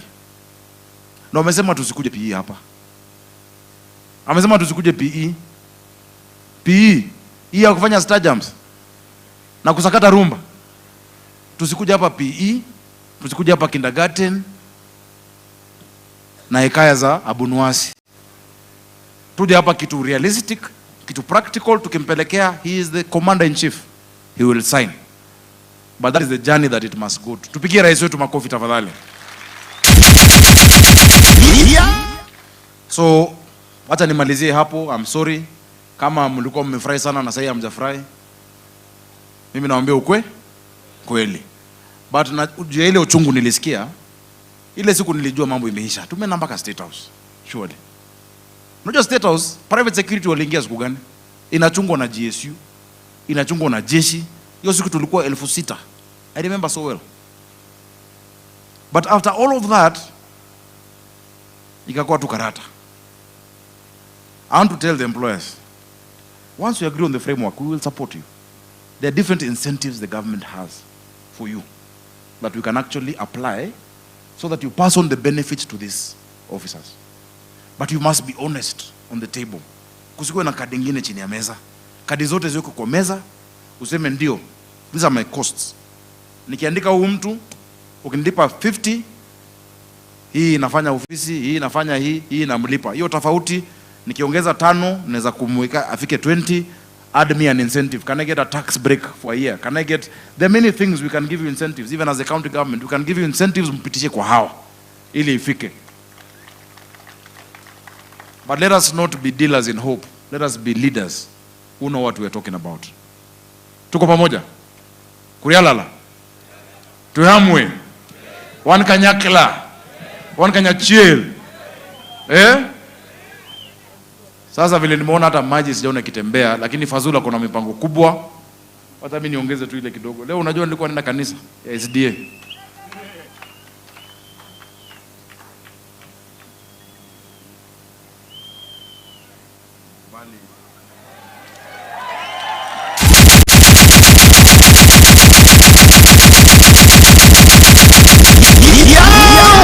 Ruto niongeze tu hii ya soda.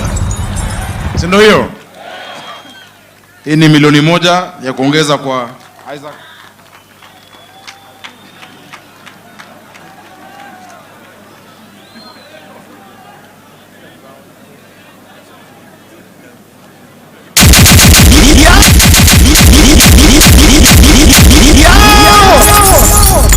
Haya, najua sio ni milioni 1. Hapa kuna wazito. Watashindwa? Hata wataongeza 200, 500, milioni nyingine. Na pia najua Fazula alijipanga vizuri. Msistress kilio. Msistress. Ojea Sakaja ajui kwamba mimi ndio Secretary General wa chama yake. Sakaja bila chama wewe hakuna governor hapa bwana. Sasa mimi nitasindikiza governor na shilingi 1500, nusu milioni. Unaona inaongezeka?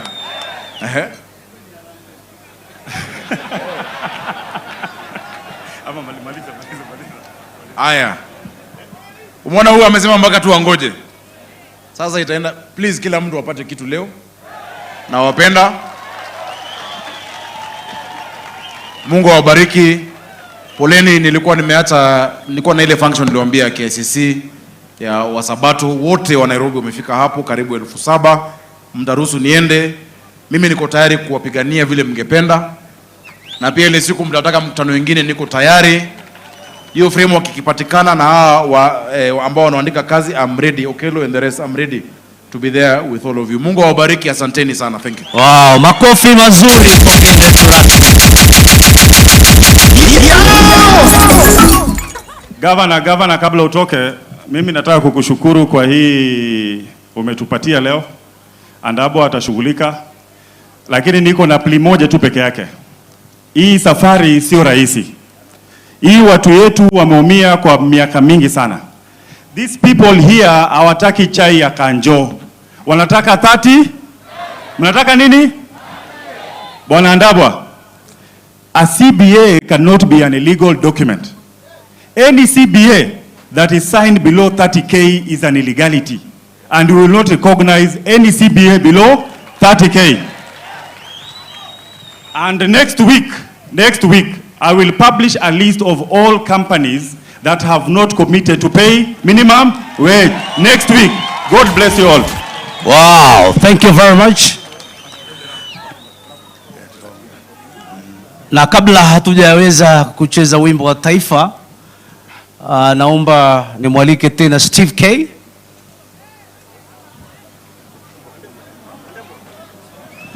Kidogo huyu bwana anataka kunieleza vile atagawanya pesa. Hata wengine mlikuwa mmelala lakini mliposikia kuna hela mkaamka. Basi bwana AJAABU, naomba uchukue ile microphone alafu tueleze tutafanyaje.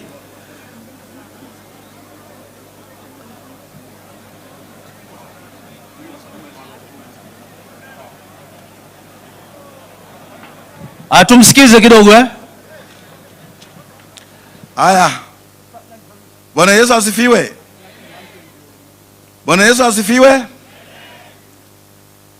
Unajua tumeshukuru kwa speeches, si kweli? Na sisi hatuendi mbinguni leo. union iko tayari kwa CBA hata kama ni leo usiku, so long as ni 30,000. Number 2, kuna pesa nimepewa hapa, si ndio? Na hii pesa si kutaka kuchukua in the first place, kwa sababu nyinyi ni wengi, si ndio? Na ni milioni moja. Kwa hivyo ngoja, nataka sikiza, nataka mtaenda kwa utaratibu ambao nitawaeleza, na sitaki muende mbio alafu mleta aibu.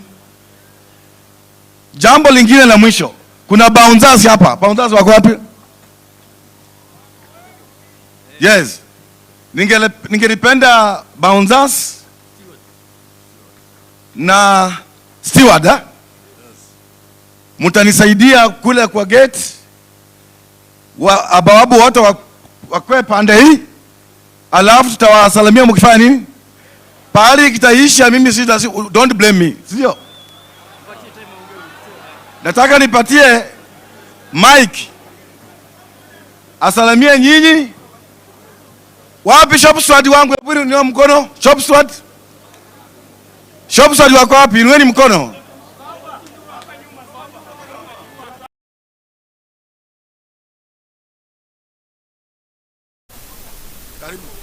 Aya, Gaurds oye! Gaurds oye! Sasa tunaomba tusaidiane. Mimi naitwa Brian Ongore, mimi ni chairman wa security steward Kenya mzima.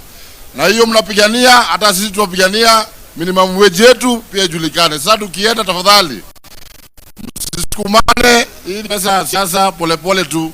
Wale watapata, si sawa? Si sawa? Haya, zingine tuongea baadaye.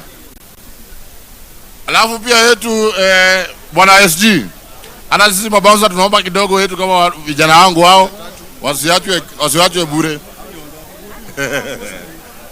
Hata msini ama mia. Hao ni wengi, hao ni kama